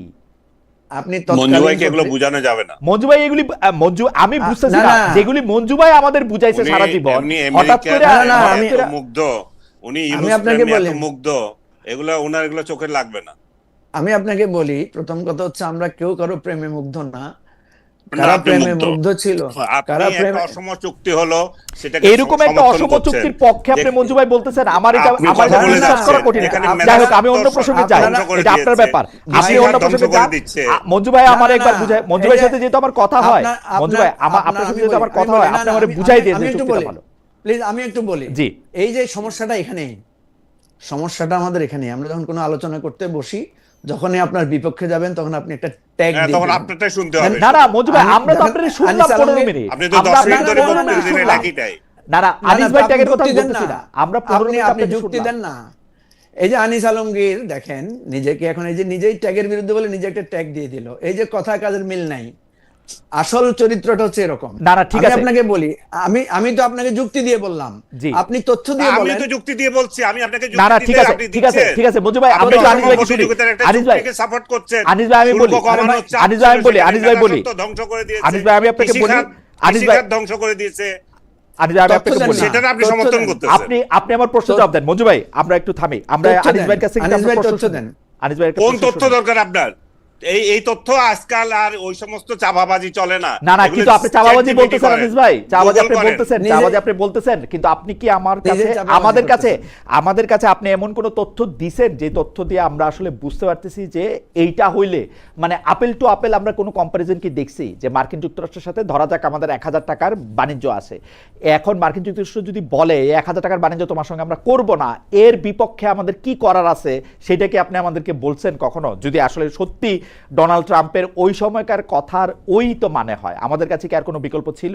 আনিস ভাই, আমাদের কাছে বিকল্প ছিল কি না ছিল সেটা অন্য কথা, কিন্তু আমরা বিকল্প ছিল না বলে কি আমরা কি সমুদ্রে ঝাঁপ দেব? আমরা কি এমন একটা চুক্তি করব যেটা একটা সেক্টর? হাসতেছেন কেন আপনি? আপনি একটা আর সেক্টরের আপনার কথা তথ্য দেন বলতেছেন। না, আপনার কাছে তো তথ্য চাচ্ছে, তথ্য দেন না। আপনি আচ্ছা তথ্য চাই চ্যাট জিপিটি করেন, এটার জন্য আজকাল ইয়ে লাগে না, এটার জন্য আমার হাসাহাসি করার আচ্ছা দরকার আচ্ছা নাই, আনিস ভাই, আপনাকে তথ্য পুরোটাই দিয়ে দেবে। আনিস ভাই এই আমার তথ্য আজকে আজকে এতদিন পরে 5 বছর পরে 5 মাস পরে এসে আপনি বলতেছেন তথ্য দেন না, তথ্য দেন না। আচ্ছা আনিস ভাই, তথ্য আমি তো এগুলো অন্যভাবে দিয়েছি। প্রশ্নটা করি। আনিস ভাই, আমি আপনার অন্যভাবে প্রশ্নটা করি। তথ্য আমাদের বহুবার যারা দিয়েছি, আমাদের পিছনে যারা গিয়ে ব্যবসায়ী, দেখেন গিয়া। আনিস ভাই আমরা অন্যভাবে প্রশ্নটা করি। আমাদের যারা রপ্তানিমুখী ব্যবসায়ী যারা আছেন তাদের কেউ কি মার্কিন যুক্তরাষ্ট্রের সঙ্গে এই চুক্তিটার কোনো প্রতিবাদ করছেন? তারা কি এটা বলছেন যে আমরা এই চুক্তিটা চাই না? কারণ যারা টাকা নিয়ে কাজ করে আসলে, মানে বাংলাদেশ থেকে জিনিস উৎপাদন করে ভ্যালু এডিশন করে যারা বিভিন্ন দেশে পাঠায়, এটা গার্মেন্টস ফ্যাক্টরি হোক, জুতা হোক, অন্য যা কিছুই হোক, তারা কি এইটার কোনো একটা প্রতিবাদ করে আমাদেরকে বলছে যে এটা একটা ভয়ঙ্কর চুক্তি হয়েছে, বিএনপি সরকারের কাছে দাবি জানাইছে যে এটা বাতিল করতে হবে? ভালো কথা বলেছেন। তারা কি কেউ বলেছেন একটি মহান চুক্তি করেছেন? তারা কি কেউ খুশি হয়েছে এই চুক্তিতে? না, তারা তো এই চুক্তিতেও খুশি হয় নাই। না, তারা তো কোনো প্রতিক্রিয়া ব্যক্ত করে নাই। বাংলাদেশে তো এখন প্রতিক্রিয়া ব্যক্ত করাই যায় না। প্রতিক্রিয়া ব্যক্ত করবেন কি করে আপনি? প্রতিক্রিয়া ব্যক্ত করতে গেলে ওই ব্যবসায়ীকে ধরে আপনি একটা মামলা দিয়ে দিবেন। না আনিস সে ভাই, ব্যবসায়ী তো আমি বুঝি হ্যাঁ। ব্যবসায়ীদের পেটে লাথি পড়লে কিন্তু ব্যবসায়ীদের মুখ দিয়ে কথা বাইর হয়। কোনো ব্যবসায়ীরা যদি বুঝতো যে এতে বাংলাদেশের ক্ষতি হবে, মানে আমার লিড টাইমের চেয়ে বেশি টাইম দিয়ে আমি মার্কিন যুক্তরাষ্ট্র থেকে জাহাজে আনতে আমার 2.5 মাস লাগে, যেখানে আমি অন্য জায়গা থেকে 2 মাসে পাইতাম, তো বা আধা মাসে পাইতাম, আমার ব্যবসার পেটে লাথি মারলে তো আমার মুখ দিয়ে কথা বাড়িত। এরকম কারো মুখে কি আমরা এই কথা শুনছি? আমি তো দেখছি নিটওয়ারের লোকেরা বলছে যে এটা তাদের তেমন কিছু লাভ হয় নাই। তারা তারা বরং এই এক্সিস্টিং যে অবস্থা আছে সেটার তাদের বিরুদ্ধে, তাদের পক্ষে কি কি তাদের তাদের মানে ব্যবসায় এখনো যে কতগুলো জিনিস চাপিয়ে দেওয়া হয়েছে সরকারের তরফ থেকে, সেগুলো সমালোচনা তো করছে কয়দিন আগে। এবং সেই লোকেরা আবার তুলাধুনা করতেছে এই ইউনুসের লোকেরা। আপনি দেখেছেন নিশ্চয় এটা। আমার মনে হয় যে এফবিসিসিআই থেকে বা বাংলাদেশের কোনো, আমি দেখতেছি যে বাংলাদেশের কিছু বামপন্থী লোকজন এবং জুলাই আন্দোলনের সাথে যারা সরাসরি জড়িত ছিলেন, তাদের মধ্যে মাহা মির্জা বা এরকম যারা অ্যাক্টিভিস্ট ধরনের যারা আছেন, তারা এটার খুব এটার খুব সমালোচনা করতেছেন এই চুক্তিটার। ধরেন যারা আমরা বামপন্থী অধ্যাপক যাদেরকে চিনি, অধ্যাপকরা, তারা এটা বলতেছেন। কিন্তু আমরা ব্যবসায়ীদের কাছ থেকে কিন্তু এইটা নিয়ে আমাদের ঝামেলা হইতেছে, এটা আমরা সমস্যা হইতেছে এরকম আমরা শুনতেছি না। না শুনতেছি জামাত এনসিপির কাছ থেকে। আরে ব্যবসায়ীরা এখন আপনি যদি বলে আসেন যে ব্যবসায়ীরা যে চুক্তি করছে সেটা যদি ব্যবসায়ীদের অনুকূলেই যায়, তাহলে ওরা আপত্তি কেন করবে? আচ্ছা, ব্যবসায়ীরা কি বাংলাদেশের ক্ষতিটা দেখতেছে না, বা বাংলাদেশের যে ব্যবসায়ীরা কোনোদিন বাংলাদেশের ক্ষতি লাভ দেখে না, ওরা নিজেদের লাভ দেখে। মানে ব্যাপারটা ওরকম, যদি আমরা বিদেশ থেকে মানে খাদ্যশস্য না মানে এগ্রিকালচারাল প্রোডাক্ট আমদানি করি, তাহলে তো এইটার একটা মূল্যস্ফীতিজনিত চাপ বাংলাদেশের উপর পড়বে, সবকিছু দাম বেড়ে যাবে, তাদেরও জিনিসটার মানে মানে এইটার ব্যাপারে কি তারা এটা লাভ ক্ষতিটা দেখতে পাচ্ছে না ব্যবসায়ীরা যারা এটা রপ্তানি আমদানির সাথে জড়িত? আনিস ভাই, আমার কাছে ডিটেইলস তথ্য এই মুহূর্তে নাই। আচ্ছা ঠিক আছে, তাহলে আমি পরবর্তী প্রসঙ্গে যাই। সম্প্রতি ডয়েচে ভেলে প্রকাশিত সাক্ষাৎকারে মানবাধিকার বিশেষজ্ঞ আইরিন খান বলেছেন যে আওয়ামী লীগের উচিত ভুল স্বীকার করা এবং ক্ষমা চাওয়া। কিন্তু এখন পর্যন্ত আওয়ামী লীগ নিজেদের কোনো ভুল স্বীকার করার পথে হাঁটে নাই। তারা জুলাই আন্দোলন নিয়ে ষড়যন্ত্র তত্ত্বটাই বেশি করে বলতেছে। ভুল স্বীকার না করে ক্ষমা না চেয়ে তাদের পক্ষে প্রত্যাবর্তন সম্ভব কিনা, আনিস ভাই যদি একটু মন্তব্য করতেন। ভুল স্বীকার করা তো অবশ্যই জরুরি, কারণ একটা আন্দোলন হলো, সেখানে আপনাদের কি দোষ ছিল, অন্যদের কি দোষ ছিল, কেন আপনারা এই কোটা আন্দোলনের শুরু থেকেই অনমনীয় ভাব দেখালেন, এবং যে জিনিসটা অতি সহজেই সমাধান করা যায় সেদিকে না গিয়ে দমন পীড়নে গেলেন, সেই জায়গায় তো আপনাদের তো এটা জবাবদিহি করতেই হবে। এখানে ভুল স্বীকার তো প্রশ্ন আসে, কিন্তু এখন একটা রাজনৈতিক দল কিভাবে আগাবে না আগাবে সেটা তো তাদের বিষয়, তারা আসতে পারবে কি না পারবে সে বিষয়ে তো আমি ব্যক্তিগতভাবে বলতে পারবো না। কিন্তু নাগরিক হিসাবে আমি বলবো যে তাদের ভুল ভুল ভুল ভুল স্বীকার করা, কিন্তু ভুল স্বীকার করছি না কেন সেটাও বিশ্লেষণ করা, এই ব্যাখ্যা দেওয়া দরকার। ভুল স্বীকার করার কোনো মানে ভুলটা স্বীকার করতে হলে তো জুলাই আগস্টের এই আন্দোলনের সময়টা বা সেই সময় যে এত লোকগুলি মারা গেল, কেন পুলিশ বা আইন শৃঙ্খলা বাহিনী গুলি করলো, সেই ব্যাপারটা নিয়ে কিছু বলা দরকার। আপনার কাছে কি এটা মনে হয় যে আওয়ামী লীগ কখনো এই পথটার সন্ধান করতেছে, যেটা রিকনসিলিয়েশন বলে, যেটা মঞ্জু ভাইরা 5 আগস্টে পরপর বলতে শুরু করছিল যে একটা রিকনসিলিয়েশনের জায়গা থেকে এটা করা সম্ভব কিনা? আপনার এটা মনে হয় যে আওয়ামী লীগ এটা করতে চাচ্ছে, না আওয়ামী লীগ আমার মনেই কাছে করতেছে, এখনো আওয়ামী লীগ মনেই করতেছে যে আমার এটা কাছে একটা ষড়যন্ত্র হয়েছে? না, ষড়যন্ত্র হয়েছে। আওয়ামী লীগের যে বক্তব্য দেয় তাদের তাদের মতো তারা যদি বুঝাতে পারে যে ষড়যন্ত্র হয়েছে, সেটা যেমন কিছু কিছু ক্ষেত্রে সত্যতা পাওয়া যায়, আবার এই তাদের যে একগুঁয়ে ছিল, তারা যে দমন পীড়নে গিয়েছে, তারা যে শুরু থেকেই একটা সাধারণ বিষয়কে পাত্তা দেয় নাই, এগুলো তো তাদেরকে স্বীকার করতে হবে। এটা স্বীকার না করে তো এখনো যাবে না। এবং রিকনসিলিয়েশনের জায়গাটা তারা তারা খুঁজতেছে কিনা আমি জানি না, বাট বাংলাদেশ এখন যেদিকে যাচ্ছে, যেদিকে অগ্রসর হচ্ছে, সেটা একটা পক্ষ মনে করতেছে যে আমরা এমন এগিয়ে আছি, আমাদেরই রাজত্ব থাকবে, অন্যদের রাজত্ব থাকবে না। কিন্তু এই দিন তো বেশি দিন চলবে না। এটা আপনার একটা পক্ষকে যদি আমরা অবরুদ্ধ করে রাখি, একটা পক্ষের বাকস্বাধীনতা হরণ করি, একটা পক্ষকে আমরা জেলে রেখে দিই, তাহলে একদিন না একদিন এটার তো একটা একটা বিস্ফোরণ ঘটবে। সেই বিস্ফোরণটা কি? সেই বিস্ফোরণটা গৃহযুদ্ধের দিকে যাওয়া। সো বাংলাদেশে রিকনসিলিয়েশনটা তো সরকার, বিরোধী পক্ষ, সবার পক্ষ থেকেই জরুরি। এখন যদি তারা মনে করে যে না, জরুরি না, আমরা যেরকম একটা হিংসার চাষ করে যাচ্ছি, একজন আরেকজনের বিরুদ্ধে হিংসাই চালিয়ে যাব, সে- তাহলে সমাজ কোথায় গেল, গুল্লি যাক, তাহলে দেশ কোথায় যেগুলো সেই সেগুলো ক্ষেত্রে আমাদের সেই ক্ষেত্রে দেখার কিছু নাই। সেই ক্ষেত্রে আওয়ামী লীগের কোনো ভূমিকা আছে বলে আপনি মনে করেন কিনা, যে মানে সরকারের অবশ্যই ভূমিকা আছে, আওয়ামী লীগ তো একটা পার্ট না। ওকে, তারও ভূমিকা আছে, সরকারেরও ভূমিকা আছে, এবং বহির্বিশ্বেরও ভূমিকা আছে। আমি তো মনে করি না যে আওয়ামী লীগ কালকে চাইলো এমনি বাংলাদেশে তাদেরকে গ্রহণযোগ্য হয়ে যাবে। এই জায়গায় তো ওকে, অনেকগুলো ফ্যাক্টর আছে, তাই না? ওকে। আমি একটু মঞ্জু ভাইয়ের কাছে আসি অন্য একটা প্রসঙ্গে, কিন্তু তার আগে দর্শকদের একটা মতামত পড়ে শোনাই। জনাব মোহাম্মদ রাহিদুল ইসলাম উনি বলেছেন যে এর চেয়ে হাজার গুণ ভয়াবহ চুক্তি ভারতের সাথে আছে, কিন্তু খালেদ ভাই ও আনিস ভাইয়ের এই নিয়ে মাতামাতি নেয়, এটা নিয়ে চিন্তার বিষয়। আমি আবার বলি, ভারতের সঙ্গে যতগুলি চুক্তি আছে সেগুলি প্রকাশ করা হোক, এবং সেগুলির মধ্যে কোনটা ভয়াবহ সেটা জানা হোক। এবং আমি ডক্টর মোহাম্মদ ইউনূস সরকারের কাছে বারবার এই আবেদন জানাইছিলাম যে আপনারা চুক্তিগুলি সামনে আনেন এবং চুক্তিগুলি বাতিল করেন যেগুলি আমাদের জন্য ক্ষতিকর।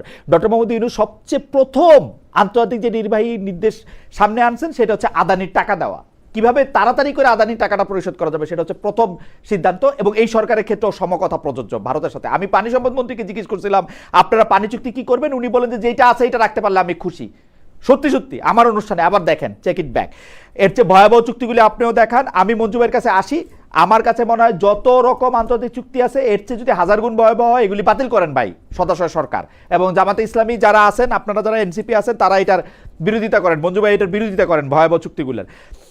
মঞ্জু ভাই, আপনার জন্য আমার প্রশ্ন হচ্ছে, অন্তর্বর্তী সরকার মোটামুটি 1.5 বছরের মধ্যে নির্বাচন দিয়ে চলে গেছে, বিএনপি সরকার ক্ষমতায় 4.5 মাসে বেশি হয়েছে আসছে, কিন্তু মানে যারা মানে সহযোগিতার জন্য, মানে খুনের সহযোগিতার এনাবলার হিসেবে যারা গ্রেফতার হয়েছিলেন, সেই লেখক, গবেষক, সাংবাদিক শাহরিয়ার কবির, সাংবাদিক মোজাম্মেল বাবু, কিংবা শ্যামল দত্ত, কিংবা ফারজানা রূপা, শাকিল, যাদেরকে আমি চিনি, তাদের কয়েকজনের নাম আমি আপনার বললাম, যে তাদের বিরুদ্ধে নতুন করে আমরা দেখতে পাচ্ছি যে শাপলা চত্বরে হত্যাকাণ্ডের দায়ে শেখ হাসিনা, তখনকার স্বরাষ্ট্রমন্ত্রী, প্রতিমন্ত্রী, পুলিশের বড় কর্তার পাশাপাশি তাদের বিরুদ্ধে মামলা হবে। এই ব্যাপারটা আসলে আপনি কেমনভাবে দেখেন, যে এই হত্যা মামলাগুলি যে আবার নতুন করে হবে 2 বছর কারাভোগের পরে, সেটা আপনি কেমনভাবে দেখেন, সেটা আপনি একটু আমাদেরকে বলবেন।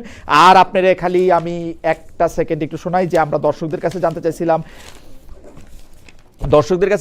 যে লভ্যাংশ সহ পুরো টাকা ফেরত পাবেন আমানতকারীরা। একীভূত হওয়া 5 ব্যাংক নিয়ে সংসদে বলেছেন অর্থমন্ত্রী আমির খসরু মাহমুদ চৌধুরী। দর্শকরা এই বিশ্বাসে আস্থা রেখেছেন কিনা? শতকরা 30% আস্থা রেখেছেন, শতকরা 70% আস্থা রাখেন নাই। 3300 ভোট দেওয়া হয়েছে এই যারা আটকে আছেন লেখক সমিতি। একটু সংক্ষেপে যদি বলেন মঞ্জু ভাই। আপনার তো অনেকগুলো ইস্যু জমা গেছে, একসাথে সংক্ষেপে বলা কঠিন। জি, আমি একটা প্রশ্ন করি আনিস আলমগীর ভাইকে, উনি পরে উত্তর দিলে চলবে।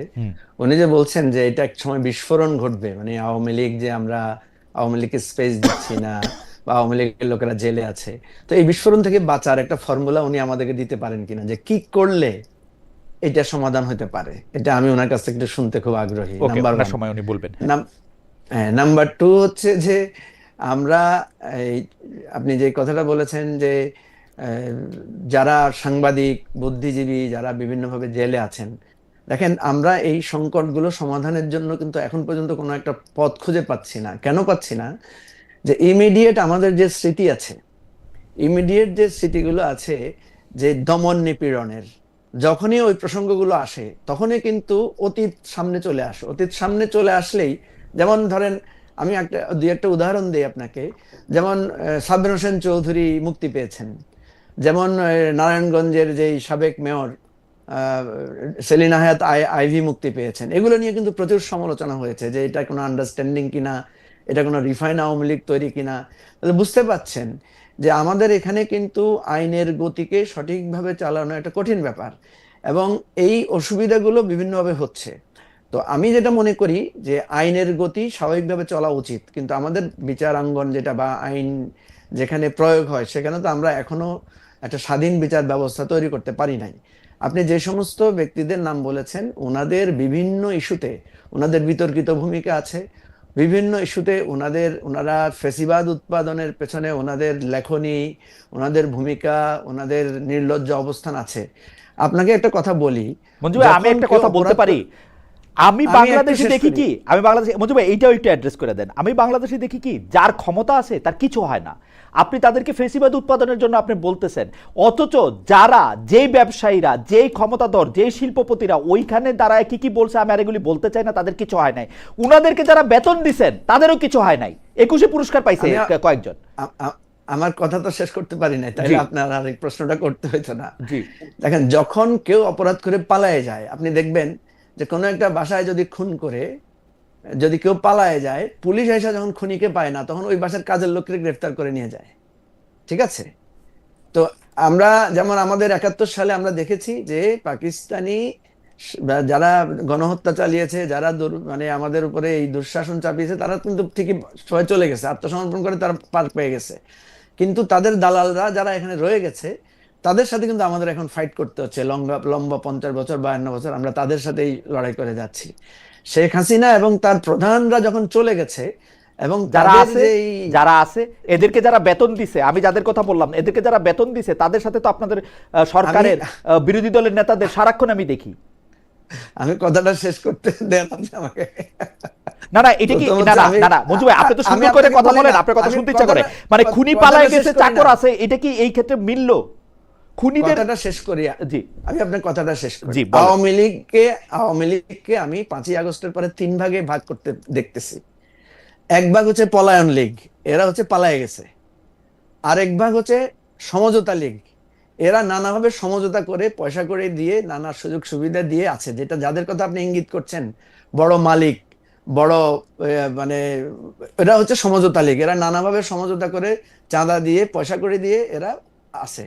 আর হচ্ছে তৃতীয় শ্রেণীর যেগুলো আছে, তারা 2-4টা গ্রেফতার হয়েছে, যারা হচ্ছে আওয়ামী লীগ আমলেও তেমন কিছু ভাগ পাইতে পারে নাই। যেমন আমাদের আনিস আলমগীর ভাই কিন্তু আওয়ামী লীগ আমলে তেমন কোনো ভালো পদবি পান নাই, কিন্তু উনি আওয়ামী লীগের সাংবাদিক হিসাবে ওনার একটা পরিচিতি আছে। এই সমস্যাগুলো হয়েছে এই তৃতীয় শ্রেণীর লোকদের উপরে গিয়ে। তো এইটাই হচ্ছে যে আমাদের সংকটের জায়গা। প্রধান শত্রু যখন পালায়ে যায়, যেমন আমরা যতগুলো বিচার করতেছি দেখছেন যে সব অ্যাবসেন্সিয়ার বিচারগুলো হচ্ছে, প্রেজেন্ট যারা আছে তারা কেউ সামনে আসছে না। তো আপনার এই সংকটগুলোকে আমি অ্যাড্রেস করতে চাই, এবং এই সংকটগুলো আস্তে আস্তে অ্যাড্রেসেস হবে, কারণ ডিউ টু আমরা তো একটা জট খুলতে পারছি না। সেজন্য আমি মনে করি যে যতক্ষণ পর্যন্ত মূল অপরাধীরা 2-4টা শাস্তি না পাবে, ততক্ষণ পর্যন্ত অপরাধীদের ক্ষোভটা এই দ্বিতীয় এবং দ্বিতীয় শ্রেণীর লোকেরা পয়সা দিয়ে ম্যানেজ করে থাকবে, সমঝোতা করে থাকবে, এবং কিছুদিন পর 2-4টা নানাভাবে মানে ওই প্রায়শ্চিত্ত ভোগ করবে। আর কিছু লোক মানে তৃতীয় অবস্থায় থেকে তারা কিছুটা বিপদের মধ্যে পড়বে। ওকে, এটা গ্রাজুয়ালি এটাকে আমাদের এটা হচ্ছে বাস্তবতা। আমরা বাস্তব কথা বলতে গেলে সমস্যা হয় কি, মানে যেমন আমি আমেরিকা, আইনের শাসন, আমি যখন বিচার বিভাগ কখনো এরকম, আমি আপনাকে বলি, আমি যখন আমেরিকার ইস্যুটা নিয়ে যখন তথ্যভিত্তিক আলোচনা করতে গেলাম, তখনই আপনারা আমাকে ব্লেম দিয়ে দিলেন যে আমি আমেরিকার পক্ষে কথা বলছি।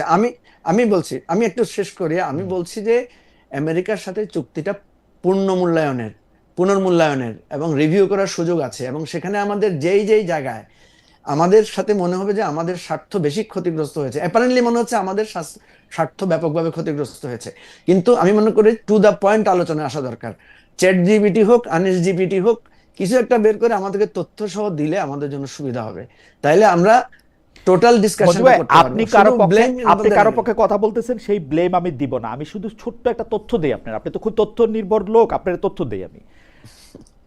এই সংসদের একজন সংসদ সদস্য, তার নাম ব্যারিস্টার রুমিন ফারানা, উনি বলছেন যে উনি এটা সংসদে আলোচনা করতে চান, নোটিশ আকারে তুলতে হইলে 5 জন সংসদ সদস্য লাগে। সেই 5 জন সংসদ সদস্য তিনি সরকার এবং বিরোধী দলের মধ্যে থেকে পান নাই। চুক্তিটা হয়েছে 9 ফেব্রুয়ারি 2026। আজকে আমরা যখন কথা বলতেছি তখন 9 জুলাই 2026। এতদিনের মধ্যে কেন এটা পাওয়া গেল না? পৃথিবীতে কিন্তু সব বিষয়ে আলোচনা হয়ে গেছে, শুধু মার্কিন যুক্তরাষ্ট্রের চুক্তিটা নিয়ে আলোচনা হইতে পারে নাই। খালেদ ভাই, আপনাকে আমি বলি, প্রশ্নটা তো আপনারই ভুল প্রশ্ন। যারা এই চুক্তির সাথে রিলেটেড জানেন, এই চুক্তির সাথে তো বিএনপি, জামাত, এনসিপি রিলেটেড। জামাত বলছে যে সে রিলেটেড না, তাহলে জামাত মিথ্যা বলছে। জামাত শফিকুর রহমান বলছে, তাকে জিজ্ঞেস করা হয় নাই। ভাই, পরে তো ডাক্তার আব্দুল্লাহ তাহেরের একটা ইন্টারভিউ বেরিয়েছে পুরানো দিনের, যে উনি আমেরিকান এমবাসি থেকে বেরোচ্ছেন, ওনাকে সাংবাদিকেরা জিজ্ঞেস করেছে যে মার্কিন চুক্তিটার ব্যাপারে আপনাদের মতামত কি। উনি বলেছেন চুক্তিটা আমরা পর্যালোচনা করছি, আমাদের মতামত। সেটা অন্য কথা। উনি আবার পরে বলছেন যে এই চুক্তিটা না স্পেসিফিক, এটা এই চুক্তি না। আচ্ছা, যাই হোক, শফিকুর রহমান সাহেব বলছেন জামাতের সাথে তাদের কথা হয় নাই, তাহলে মিথ্যা বলছেন শফিকুর রহমান, আপনার কথা না। যদি এখানে তো যুক্তির একটা বিষয় থাকে, যদি ওনাদের সাথে কথা না হয়ে থাকে তাহলে ওনারা কেন রুমিন ফারহানার সাথে বা ওনারা এই বিষয়টা নিয়ে কথা বলছেন না? বরং জামাতের আমির তো সেদিন পার্লামেন্টের সেখানে দাঁড়িয়ে বলেছেন যে আমেরিকা আমাদের ঐতিহাসিক বন্ধু না, এই ধরনের কি একটা বলেছেন, ঐতিহাসিক বন্ধু বলছেন। আপনি দুইটা বিষয় বলেন, আপনি রুমিন ফারহানার বিষয়টাও বললেন, একই সাথে আরেকটা জিনিস খেয়াল করেন, ব্যারিস্টার আরমান নামে একজন সংসদ সদস্য আছেন জামাতের, উনি কিন্তু পোশিনের ব্যাপারে একটা আলোচনা তুলেছিলেন, সেটাও কিন্তু পার্লামেন্টে আলোচনার জন্য রাখা হয় নাই। সুতরাং আমাদের এটা হচ্ছে সরকারের নীতির উপর নির্ভরশীল। আমি এখনো মনে করি পোশিন নিয়েও পার্লামেন্টে আলোচনা হওয়া দরকার, এবং মার্কিন চুক্তিটা পার্লামেন্টে রিভিউ হয়ে কোন কোন জায়গায় আমাদের স্বার্থ, কোন কোন জায়গায় রক্ষিত হচ্ছে, কোন কোন জায়গায় আমরা, আমার মনে হয় এটা একটা প্রপার প্রস্তাব। আমি একটু আনিস ভাইয়ের কাছে আসি। আনিস ভাই, মঞ্জু ভাই আপনাকে শেষ আলোচনায় আপনার কাছে একটা প্রশ্ন করছে যে এই বিস্ফোরণ থেকে বাঁচার কোন রকম ফর্মুলা আপনি এটা দিতে পারবেন কিনা। 2, আমি যে প্রশ্নটা আপনার কাছে করতে চাই ওইটাও আপনি একটু বললেন, যে শেষ প্রশ্ন আপনার জন্য, যে বার কাউন্সিলের মতো পরীক্ষার মাধ্যমে সাংবাদিক নিবন্ধনের ব্যবস্থা করতে চান বর্তমান তথ্যমন্ত্রী। বিগত আওয়ামী লীগ সরকারের আমলে, এরপর ডক্টর ইউনূস আমলে, বর্তমান সময় বাজারে নাই এমন পত্রিকার সার্কুলেশন সরকারি হিসাবে মানে লাখের উপরে দেখানো হচ্ছে, এটাতে কোনো সরকারি হাত দিতে চায় না, শুধু সাংবাদিকদেরই নিবন্ধনের ব্যবস্থা করতে চায়। তাহলে মানে এটা কিরকম, মানে সাংবাদিকদের মক্কেল আসলে কারা হবেন? তাহলে বার কাউন্সিলের মতো যদি এরকম করে সাংবাদিক নিবন্ধন করা হয়, তাহলে এই সাংবাদিকরা কারা হবেন? আমরা দুইটা বিষয় আপনার কাছে জানতে চাই, যে এই বিস্ফোরণ থেকে বাঁচার উপায়, যেটা মঞ্জু ভাই আপনাকে প্রশ্ন করেছেন, আর সাংবাদিক নিবন্ধন নিয়ে আনিস ভাই। বিস্ফোরণ থেকে বাঁচার উপায় হচ্ছে যে আমরা ঘৃণার চাষ বন্ধ করা। আমরা যদি দেখি যে 5 আগস্টের পর থেকে প্রতিহিংসা, 5 আগস্টের আগে মঞ্জু ভাই আমার সাথে যেভাবে সম্পর্ক বা রাজনৈতিক দলগুলোর সাথে একজন আরেকজনের যে সম্পর্ক, সেটা 5 আগস্টের পর থেকে কেন চেঞ্জ হয়ে গেল? কারণ আমরা 5 আগস্ট চেয়েছি কি, আমরা চেয়েছি যারা অপরাধী তারা অপরাধী সাজা পাবে। কিন্তু আমরা যেটা দেখলাম, রাষ্ট্রীয়ভাবে যেটা দেখলাম, সেটা হচ্ছে যে না, তুমি অপরাধ করো আর না করো, তোমার রাজনৈতিক বিশ্বাসের কারণে তোমাকে সাজা পেতে হবে। তুমি এখানে সেকেন্ড ক্লাস সিটিজেন, বা তুমি সিটিজেনই না, তোমাকে ধরে ধরে জেলে দেওয়া হবে, তুমি সেটাই মেনে নিতে হবে। এবং সরকারি কর্মকর্তাদের ক্ষেত্রেও আমরা যেটা দেখলাম, আপনি হেফাজতের প্রসঙ্গটা তুললেন, শাপলা চত্বরের যে মামলাটা, আপনি দেখেন সেদিন যারা আপনার সূর্য সন্তান হিসেবে স্বীকৃতি পেয়েছিল সরকারি মহলে, তারা এখন বিপদগামী সরকারি কর্মকর্তা। তো একই ঘটনা যদি আবার ঘটে, তাহলে এখন যারা সরকার সূর্য সন্তান হিসাবে এইসব মামলাগুলো করছেন, তারা আবার বিপদগামী কর্মকর্তা হবেন।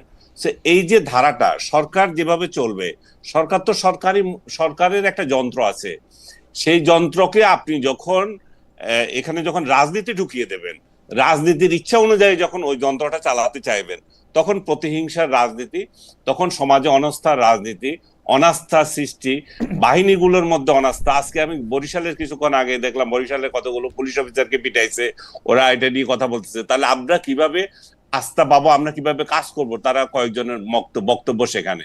তো আপনি একটা বাহিনীকে যদি আপনার নিজস্ব বাহিনী তৈরি করে রাখেন, পুলিশের উপর এত অত্যাচার গেল, পুলিশ এখনো ঠিক হয় নাই, পুলিশ আগের মতোই আছে, পুলিশ এখনো সেই আগের মতোই সরকারি দলের কথায় উঠে আর বসে এবং প্রতিপক্ষকে পিটায়। এবং প্রতিপক্ষকে পিটানোর ক্ষেত্রে কেউ কেউ আবার একদম 1 ডিগ্রি আগে যায়, যে যাতে তাকে করে আওয়ামী লীগ ভাবতে না পারে, তারে স্বৈরাচারের দোষর না বলতে পারে, এই এই এই যে মেন্টালিটি, এই মেন্টালিটি গুলো থেকে আনিস যদি ভাই, আমরা বেরিয়ে আনিস ভাই, আসি। আমি আমি আমি একটু সরল করে আপনাকে প্রশ্নটা করতে চাই যে ধরেন কিন্তু কোনো ফর্মুলা পেলাম না আমি কিন্তু। আমি একটু প্রশ্নটা করি, 15 বছর ধরে তো আওয়ামী লীগ যে সময়টায় ছিল সেই সময়টার মধ্যে আমি দেখি সবচেয়ে বেশি ক্ষতিগ্রস্ত হয়েছে ইনস্টিটিউশনগুলা, সেটা বিচার বিভাগ হোক, সেটা পার্লামেন্ট হোক, সবগুলো।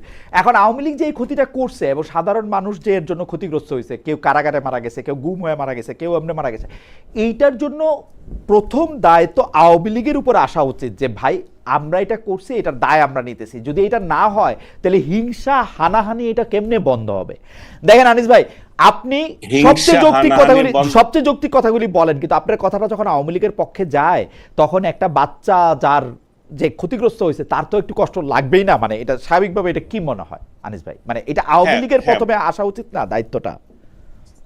আওয়ামী লীগের দায়িত্বটা যে আসা উচিত এটা তো আমরা এর আগে আলোচনা করলাম। জি, আওয়ামী লীগ তো অবশ্যই এটা নিয়ে কথা বলতে হবে, রিকনসিলিয়েশনের বিষয় হলে সে একটা পার্ট। হ্যাঁ, এখন এটা কিভাবে হবে, এই ফর্মুলাটা যার জি ফর্মুলাটা যে পক্ষগুলো, ফর্মুলাটাই তো আপনার কাছে যাচ্ছে। জি ফর্মুলা হচ্ছে যে যতগুলো পক্ষ আছেন আপনারা একসাথে বসেন, বসে ঠিক করেন। কিন্তু আপনি যদি মনে করেন যে আমি তোকে কিলাবো, আমি তোকে পিটাবোই, তুই এখানেই থাকবি, আপনার মনোভাব চেঞ্জ না হওয়া পর্যন্ত এই ফর্মুলা তৈরি হবে না। আপনি আগে নিজের মনোভাব ঠিক করেন যে এও এই দেশের নাগরিক, এ পাকিস্তান যাবে না পালাইয়া, ও আমেরিকা যাবে না, ও আপনি যে ভারতের কথা বলতেছেন, ভারত না গিয়ে কোথায় যাবে? ভারতের ছাড়া আর কোথায় জায়গা আছে? সে কি পাকিস্তান যাবে না আমেরিকা যাবে? ভারতেই তো যাবে না, মায়ানমার যাবে। তো যেখানে জায়গা পাবে সেখানেই যাবে। যেখানে আপনার উপরে যখন এই অত্যাচার আসবে তখন তো ভারত আপনাকে নেবে না, তখন আপনি পাকিস্তানও পাবেন না, এত দূর যাবেন কি করে? বা আমেরিকাতেও যেতে পারবেন না এত দূর। আচ্ছা, আমাদের সময় শেষ হচ্ছে, আপনি যদি বার কাউন্সিলের মাধ্যমে পরীক্ষার মাধ্যমে সাংবাদিক নিবন্ধন। আচ্ছা, এই বিষয়টা নিয়ে, এই বিষয়টা আমি মনে করি যে এটা খুবই সিম্পল। সরকারের উচিত এই পরীক্ষার বিষয়টা না, এটা আমি নিজেও বলেছিলাম, বার কাউন্সিলের সাথে একটা কিছু থাকা উচিত, যাতে করে কে সাংবাদিক আর কে সাংবাদিক না এটার একটা নির্ণয় হয়। কারণ আজকাল মোবাইল বের হওয়ার পর যেভাবে সাংবাদিক হয়ে যাচ্ছে, এবং এই সাংবাদিকদের সমস্ত গালি সাংবাদিকতা পেশায় আমরা ছিলাম বলে আমাদের উপরও আসে, কেন থাকবে রে ভাই? এটার জন্য খুবই সিম্পল একটা পদ্ধতি হচ্ছে যে সরকার একটা যে কার্ড দেয়, অ্যাক্রিডিটেশন কার্ড, এই কার্ডের একটা ভালো একটা কমিটি করা। ওই কমিটি যাকে কার্ড দেবে সে সাংবাদিক হিসাবে বিবেচিত হবে। এখন যেটা হচ্ছে সেটা হচ্ছে পত্রিকাগুলোকে দেয় কার্ড, এই পত্রিকার আপনি কাজ করেন, আপনাকে 5টা, ওই পত্রিকা আপনাকে মানে ওই প্রতিষ্ঠানকে 5টা, এর প্রতিষ্ঠান 10টা, এইভাবে দেবে। আমি বলছি না, সেটা দেবে না, এখন দেবে ব্যক্তিকে। আমি সাংবাদিক, আমি যে একজন যোগ্য সেটা ওই কমিটির কাছে, ওই কমিটি কিভাবে এটা করবে আমি জানি না, তারা ফর্মুলা তৈরি করবে। আনিস ভাই, আমার একটা একাডেমিক কোশ্চেন আছে। আনিস ভাই, কার্ড থাকতে হবে। আনিস ভাই, আমার একটা একাডেমিক খালেদ ভাই, আনিস ভাই একটা সেকেন্ড, মঞ্জু ভাই একটা সেকেন্ড। আনিস ভাই, আমার একটা একাডেমিক প্রশ্ন হচ্ছে, যে ইচ্ছা সে সাংবাদিক যদি তারে বলে তাহলে কি অসুবিধা? ধরেন যে ইচ্ছা সেই সাংবাদিক হলো, প্রবলেম কি? এটাতে একটা অসুবিধা হচ্ছে, কারণ সে এটা দিয়ে চাঁদাবাজি করছে। না, চাঁদাবাজি করলে তো ইঞ্জিনিয়াররাও করতে পারে, ডাক্তাররাও করতে পারে, পলিটিশিয়ানরাও করতে পারে, সাংবাদিক পরিচয় তো লাগে না। সাংবাদিক না। আমি আপনার কথা বলি, আমি চাঁদা চাইলে কেউ আমার চাঁদা দেয় না। আইনজীবী না, আইনজীবী পরিচয় দিতে পাচ্ছেন না তো, হ্যাঁ তাই না?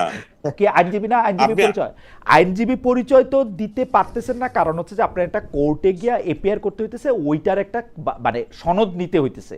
তো সাংবাদিকতার সনদটা তো মানুষ তার সামনে দেখতেছে। যেমন আমি এখন বাংলাদেশে থাকি না, আজকে 7.5 বছর 8 বছর হইতে চললো বাংলাদেশে থাকি না। এখন আমাকে যদি বলে বাংলাদেশে তো আমার কোনো অ্যাক্রিডিটেশন নাই, এখন আমি যদি ওই সিস্টেমে যদি সরকার আমাকে বাদ দিতে পারবে, কিন্তু যে বাংলাদেশে নাই, বাংলাদেশে তখন সে আয়ত্তে নেওয়ার জন্য চেষ্টা করবে। এখন যে সিস্টেম আছে সেই সিস্টেম না, এখন যে রেশন কার্ডটা দেওয়া হয় সেটা দলীয় ভিত্তিতে দেওয়া হয়, দলীয় সাংবাদিকদের দেওয়া হয়। তারপরে কি দলীয় ভিত্তিতে বলা হবে না যে আনিস আলমগীর ভাই সাংবাদিক না, খালেদ মহিউদ্দিন সাংবাদিক? এটা তো দলীয় ভিত্তিতেই দেওয়া হবে, আপনি তো দলের কাছেই চাইলেন জিনিসটা। না, সেটা তো করে দিয়েছে যে 5 আগস্টের পরে তো অনেক সাংবাদিক, প্রতিষ্ঠিত সাংবাদিক না হয়ে গেছে। তো তাহলে 5 আগস্টের বাংলাদেশ 5 আগস্টের আগে বাংলাদেশ খুবই ভালো ছিল, 5 আগস্টের পরে বাংলাদেশের সব অবক্ষয় হয়ে গেছে। না, এটা বলে নাই। না মঞ্জু ভাই, আপনি এটা বললেন না, আনিস ভাই এটা বলে নাই, আনিস ভাই এটা বলে নাই, আনিস ভাইয়ের মুখের কথা আপনি এটা বললেন না, কারণ তাহলে পরে দিয়ে এটা প্রতিষ্ঠিত হয়ে যাবে যে আনিস আলমগীর এই কথা বলেছেন, এটা মঞ্জু ভাই বলেছেন। আনিস ভাই কথা বলেন নাই। আনিস ভাই আমি আমি বলি মঞ্জু ভাই, আনিস ভাই কিন্তু আগে থেকেও মানে এই আওয়ামী লীগ সরকারের আমলেও এই দলীয় ভিত্তিক, প্রেস ক্লাব ভিত্তিক, অমুক ভিত্তিক, তমুক ভিত্তিক, বিএফএসি ভিত্তিক এগুলি ভিত্তিক উনি সোচ্চার। কিন্তু এখন হয় কি, এখন উনারে তো ওই সময় কেউ দেখছে পড়ছে কিনা যায় না, এখন মনে হইতে পারে এরকম, কিন্তু মঞ্জু ভাই আপনি তো জানেন যে আপনি নতুন গজে ওঠা বিপ্লবীরা সব জায়গায় নতুন নতুন।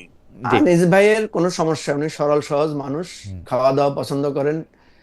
উনি যদি কথাটা বলার সময় এভাবেই বলেন যে আওয়ামী লীগ যে ফেসিবাদ করেছে সেই ফেসিবাদ থেকে 5ই আগস্টের পরে আমরা সেটার এখনো পরিবর্তন দেখি না, এইটা উনি বললে ভালো হয়।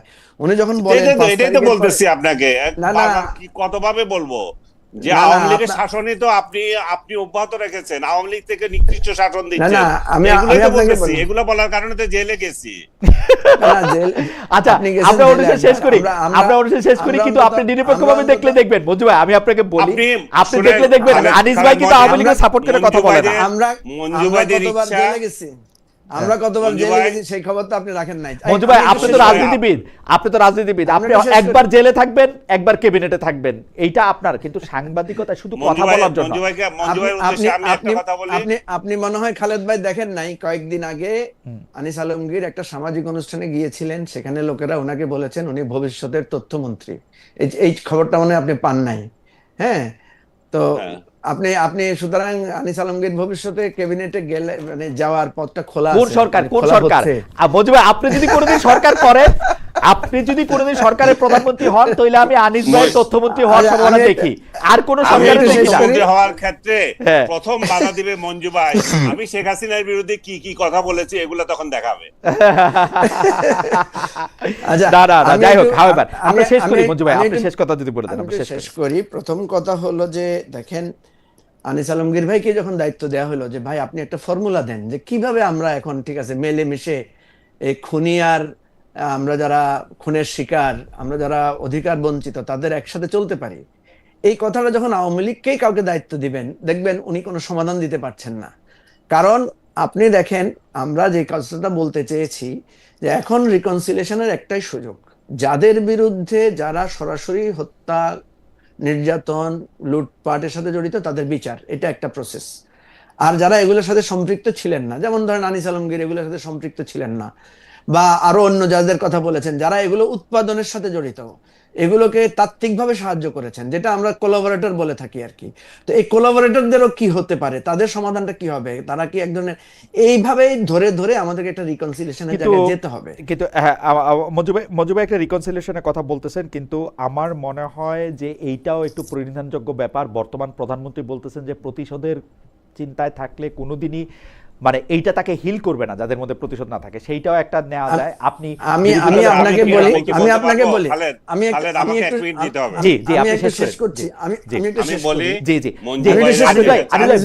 একটা মিনিট বলতে দেন, তারপর আপনি শেষ করে দেন। জি মঞ্জু ভাই 30 সেকেন্ড একটু বলে শেষ করে দেন।